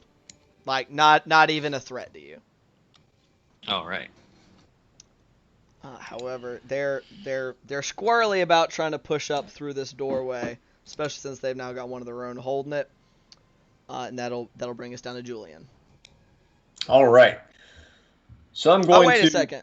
Julian, Yeah. you were holding an action, correct? Oh, Take yeah. a knife? Yeet a dagger at that dude. Go ahead and yeet a dagger at him real quick. But Jakob is standing right in front of you. I'm messing everything up. So how much cover does Jakob give? He's a pretty big dude. And just he's directly in front of you. It's gonna be 3/4 cover for him for you to try to like, as he came coming out of that door attacking Gloob. Does an 18 hit? That will hit. Suck my dick. Yeah, good roll. Nice. 4 points of damage. 4 points of damage. All right. All right. Now It back to just my normal turn. Square in the shoulder, like right as he downward slashed at Gloob, took him out, and he just has that dagger sticking out of his left side. Yep. And so now All take right. your actual turn. All right. So I'm gonna move up right here, and this is the square that Gloob is occupying, right? He is. He's kind of like slumped, like down against the door that slammed open. All right. And you can drag someone with you using double movement, right, or half movement, whatever. And you'd move him at half movement speed. I will remind you though. You'd provoke an AOP on him. Never mind. I'll give you a freebie there. Thank you. I'm going to force feed him a potion, a usage of that potion that I had. Okay. That can be that's your bonus action. That's a bonus action? I thought that was an action. We're going bonus action rules because I'm a benevolent god. Okay. Thanks for 2d4 more plus fluid. 2, right? Yeah, 2d4 plus 2. 4, 5, 6, 7, 8, 9 points of health back to you, Gloob. Gloob, you get 9 points of Hell healing back. yeah. You're a good blinking potion. your eyes Calculated. and you see a man with shark eyes and pointy teeth right over your face with a bottle over your mouth. Just imagining like a ghoul from Fallout. How's it going, Skin? So- Murloc noises. My action is going to be to assist Jakob's attack roll. You have to be within 5 feet for an assist for the help action. I am within 5 feet. Not of the Oh. enemy. I thought you had to be within 5 feet of the person you're assisting. 5 feet of the attack, I believe. Ah. Unless somebody knows different. That's how I'd always assumed it. Is this incorrect? I have no Yeah, I clue. think you need to be adjacent to that person, the target. I believe so. I mean, if that's the case, that's fine. For just to keep things moving, if somebody wants to look it up while we keep going, I will rule that for Yeah, this turn. Though. I got you. That I'm you do gonna need to be shout- within 5 feet. Kill him, you dunce! All right, is that gonna be your full turn? Yep. All right, Bart, that's gonna bring us to you, buddy. It's gonna bring it to me.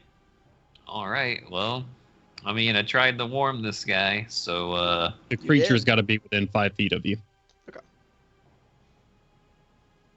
so I am going to take a swing at the back of. Sorry to interject, but since I can't assist, I will have drawn my actual sword with my turn. Okay. All right. Sorry, Very Ken. good. You got your sword out. What was that, Bart?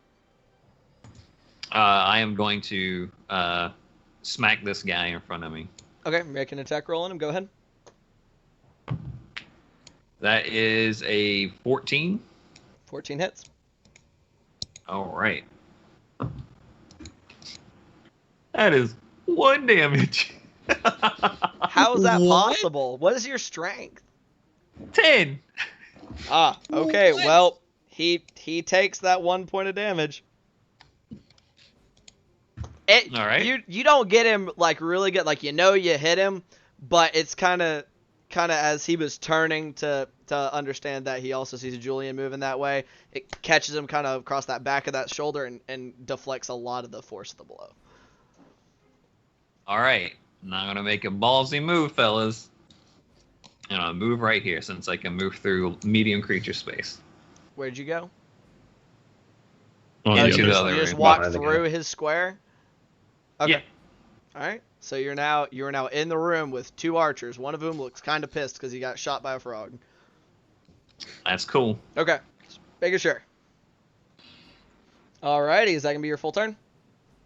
That's my full turn.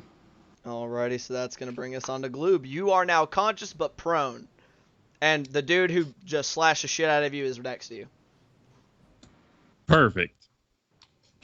I'm going to stand up.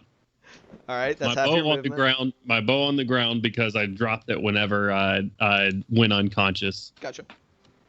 I'm going to pull my rapier from my side, and I'm going to say, "Toodaloo, motherfucker," and I'm going to stab the shit out of him. Make Do I the have attack roll, advantage? buddy. Do I have advantage on this attack because of? Oh, probably not. That's not flanking, is it? Well, remember Yeah, it we're is. we're running this for at least a little bit. We're gonna see how it goes without using flanking rules. Right. Is what we had determined. Yep. So I'm just gonna roll it. All right. That should hit. That's an 18. That definitely hits. Roll your damage. Perfect. You do get sneak Perfect. attack because Bart is within 5 feet of him, so you do get sneak attack damage. All right. That's 8 piercing damage, and then plus 3 sneak attack damage. So 11 damage. So 11 total. damage total. Like almost as you're rising Forgot up, to do last poison. Go ahead. as you're like rising up from being prone, you just sneak your rapier like up under the edge of his armor, and it just goes up through his rib cage, and you see it pop out of the top right here, and he's and just starts to collapse to the side. He is dead as hell. Sling the blood clean of my rapier, and then I've used half my movement. Yep. 5, 10. Actually, if I get right here, well, I don't know he's there, do I? You've This guy's seen, taking a shot, right? This guy took a shot at. he did take a at shot Bart. at Bart. So you were unconscious when he took the shot though. That's right. That's right. But yeah, I so wouldn't know. currently the only like general position, you know there are 2 archers in there, because 2 shots came out right at the very start when that door opened. Okay. Having just got my ass kicked, I'm a little bit apprehensive to do much. So I will go on. I've already used my half my movement. I haven't used my bonus action. Will you let me use my bonus action to put away my rapier and grab my bow off the ground? Sure. Okay. Rapier away, grab my bow, and I just step across the doorway right here. All right. Very achievable. Does that be your turn? That's it. All right, that brings us to Jakob. Can I move through Bart? You can't. You can move through allied squares. Yes. Okay. You just can't Drawing end your my turn on top of him. greatsword, is that an action or a bonus action? It's a free action. You get Okay. you get 1 free action turn. And each square is 5, so 2, 4, 6. Well, I'm You are draw my right up on this dude. yeah. I'm gonna draw my great sword. Release a mighty war cry out of frustration because I was so cowardly to hide behind my dear frog friend. And swing at him. Swing at this archer. All right. Great sword. Make your attack roll.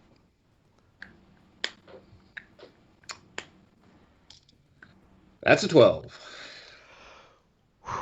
Just misses. It just, as you're swinging down, going for something similar that you did with that first archer, trying to cleave this dude, this guy at the last second just jumps to the side, swings right through the air that he was just occupying, and clangs into the ground. Is there anything else you'd like to do with your turn? Is there anything else I can do? You can, if there's anything you can do with your bonus action, and I don't think you quite used all your movement. No, I did. That was 30. Was it 30? Okay. Yep. Then, Yeah. then you have Yep, just a that's bonus it, action. Only bonus action says two-handed fighting, so no. That is not a bonus action. That is. Don't know why that's under there. Yeah. All right. Is that gonna be your turn? Yep. All right. So that is actually gonna bring us to Bowman number 2, who you just tried to take a swipe at. So since you're in his face, and very nearly he could tell just about fucking cleaved him in half. He's gonna drop his bow and draw a short sword that he had hanging at his side. And he's gonna try to make 2 stabbing attacks at you. Okay. All right. So first attack is gonna be an 18 to hit.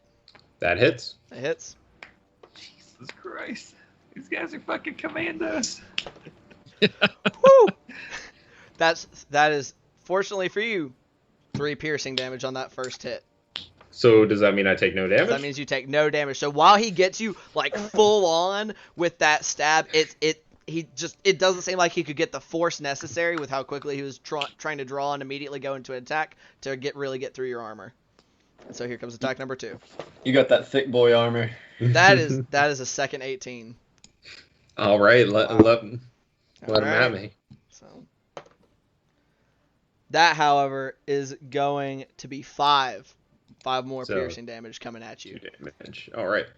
So didn't get really in there, but he seemed to get in there. You know, it bruised and bloodied you up a little bit right in your side. A cowardly attack. While he's not feeling super confident, he does not want any more of what that two-handed sword has to offer. So he's kind of, crouching down a little bit, preparing to keep this fight going. And that will be his turn. And since he's the bottom, that brings us back to the top of the initiative with a good old first archer boy. Oh, does any more of the room get revealed, or is that the wall? This is let me go ahead and make sure that you guys basically can see everything. It's just not very well lit, so let me just kind of. Okay. So this is the rest of the room right here. It's just Okay. this one long room. So this guy is his turn. He is seeing that you guys are starting to enter the room. He's going to take 20 feet steps back. And you Jakob, are right in his buddy's face, and so he's going to try to get you off him, taking 2 longbow shots at you. Very rude. Let him at me. First shot's a 17. Does that hit? Yes, it does. Okay. So 17. First arrow shot. Oh, shit. That is 10 piercing damage. Well, looks like I'm down to 3 health. Yikes. So you're that Why one. would you phrase it that way? I'd already said that both those shots were coming at him, so to be fair. So that one, while some of that first shot that got you on the second in that first room, and then this dude trying to stab you with his short sword really didn't seem to get through your armor. This guy just seems to find the perfect shot, and it slams right kind of like into your hip on that left hand side because you're facing his buddy. And whoo, did it hurt like a bitch. So here comes shot number 2. That one is a 16 to hit. Armor class is 16. So it hits on the nose. Oh, let's hope for 3 damage. Or 3 or 4 or 5. That is 8 points of piercing damage. Looks like I'm down. Exact, or by 2. 2 By extra 2. damage. So y'all see Jakob come in here, he, like ball swinging, coming in to repeat the act in that first room, bringing that sword down, cuts, crashes down, misses, takes a couple weak stabs from that guy, and then 2 quick shots, just boom, boom, and he just collapses backwards from the force of that second shot. And Jakob is down. That will, however, that will be that archer's full turn. That brings it to Julian. Let's see. 5, 10, 15, 20. Can I slide between these boxes, or what's up with that? Which box is right where? Can I get right there? Make an acrobatics check for me. If you want to get back there. Not 20. You super flippy dip your way, like coming over the side, and so you're standing kind of like caddy corner. The guy. It's at disadvantage. That is right. I'm Cody, so re-roll sorry. it for me. Another not 20. 19. So Nice. not quite as Nice. crazy, like fancy with cat-like reflexes, but you kind of like Dukes of Hazzard slide across the top of that big box right there, and still landing facing sideways, either whichever you prefer, either chest towards the box or chest towards the wall. But you're there. All right. Hexblade's curse. Eyes goes black. Point my weapon at him. You bastard! Right for the face. Going in for an attack. All right, roll an attack. It's that Wesker voice line. Bastard.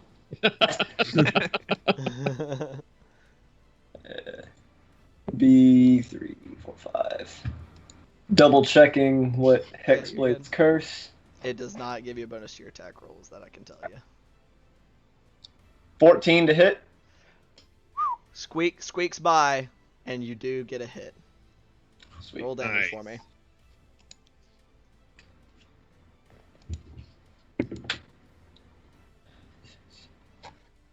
And then it's +2. 11 points of damage. You just like coming over the box and come in for a stab, and he's still like, because of how you approached him, he's still turning to face you, and you just catch him right through the chest, just through the heart, and just chokes a little bit and slumps off of your sword. You got that good creepy eldritch black smoke coming out of the hole too. Nice.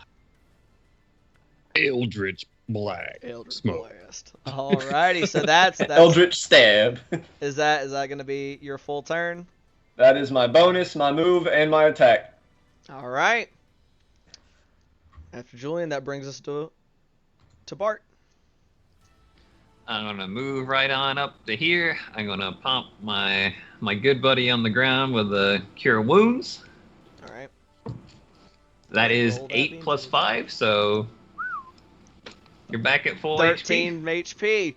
Jakob, last thing you saw before everything went black is looking at this dude's face before you just took a rapid fire 2 shots. From a longbow, you're waking up facing the sky, but you're not dead. It's Boogie Town. And then with my last 5 feet of movement, I'll get to this guy. I'll get within 5 feet of him and just kind of say, "You ain't too bright, are you?" He, he is a mixture of pissed and frightened, because he knows like they put down 2 of y'all, but y'all just won't stay dead.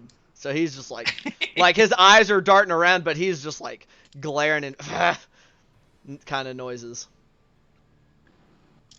That's good. He can run, and I'll get that AOP. Fuck him. All right, is that gonna be your turn? That's my full turn. All right, that brings us to Gloob.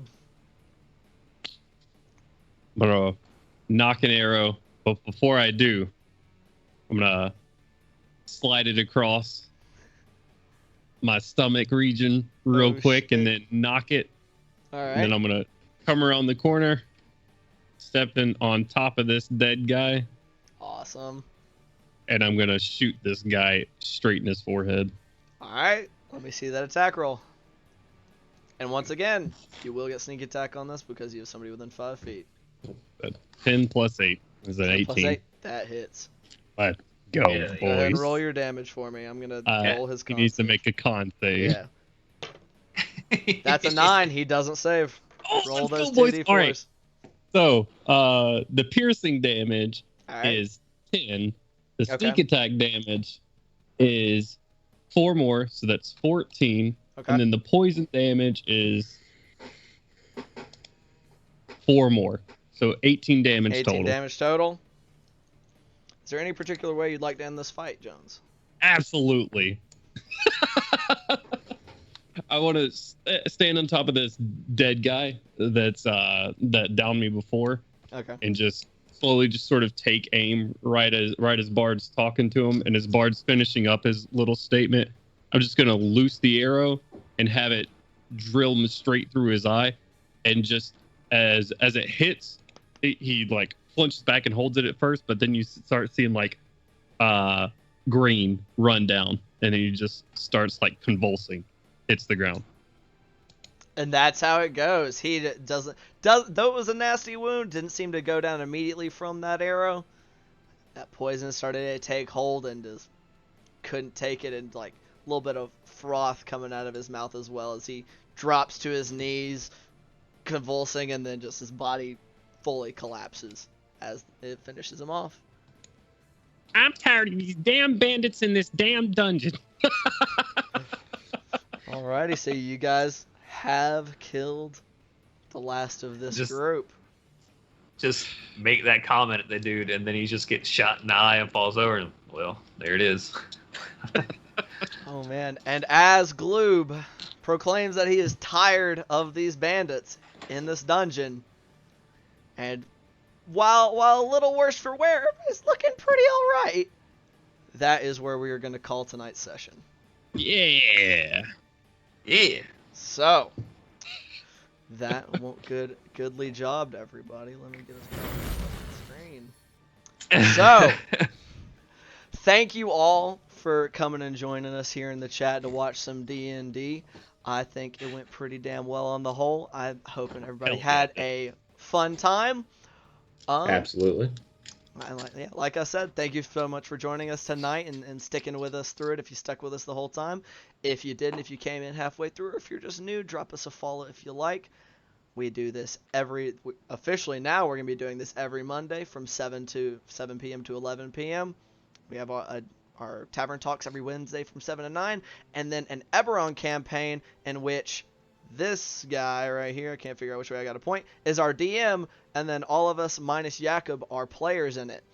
So we hope to see you there, and hope you all have a wonderful rest of y'all's night. Peace. Bye. Have a good one. Bye bye.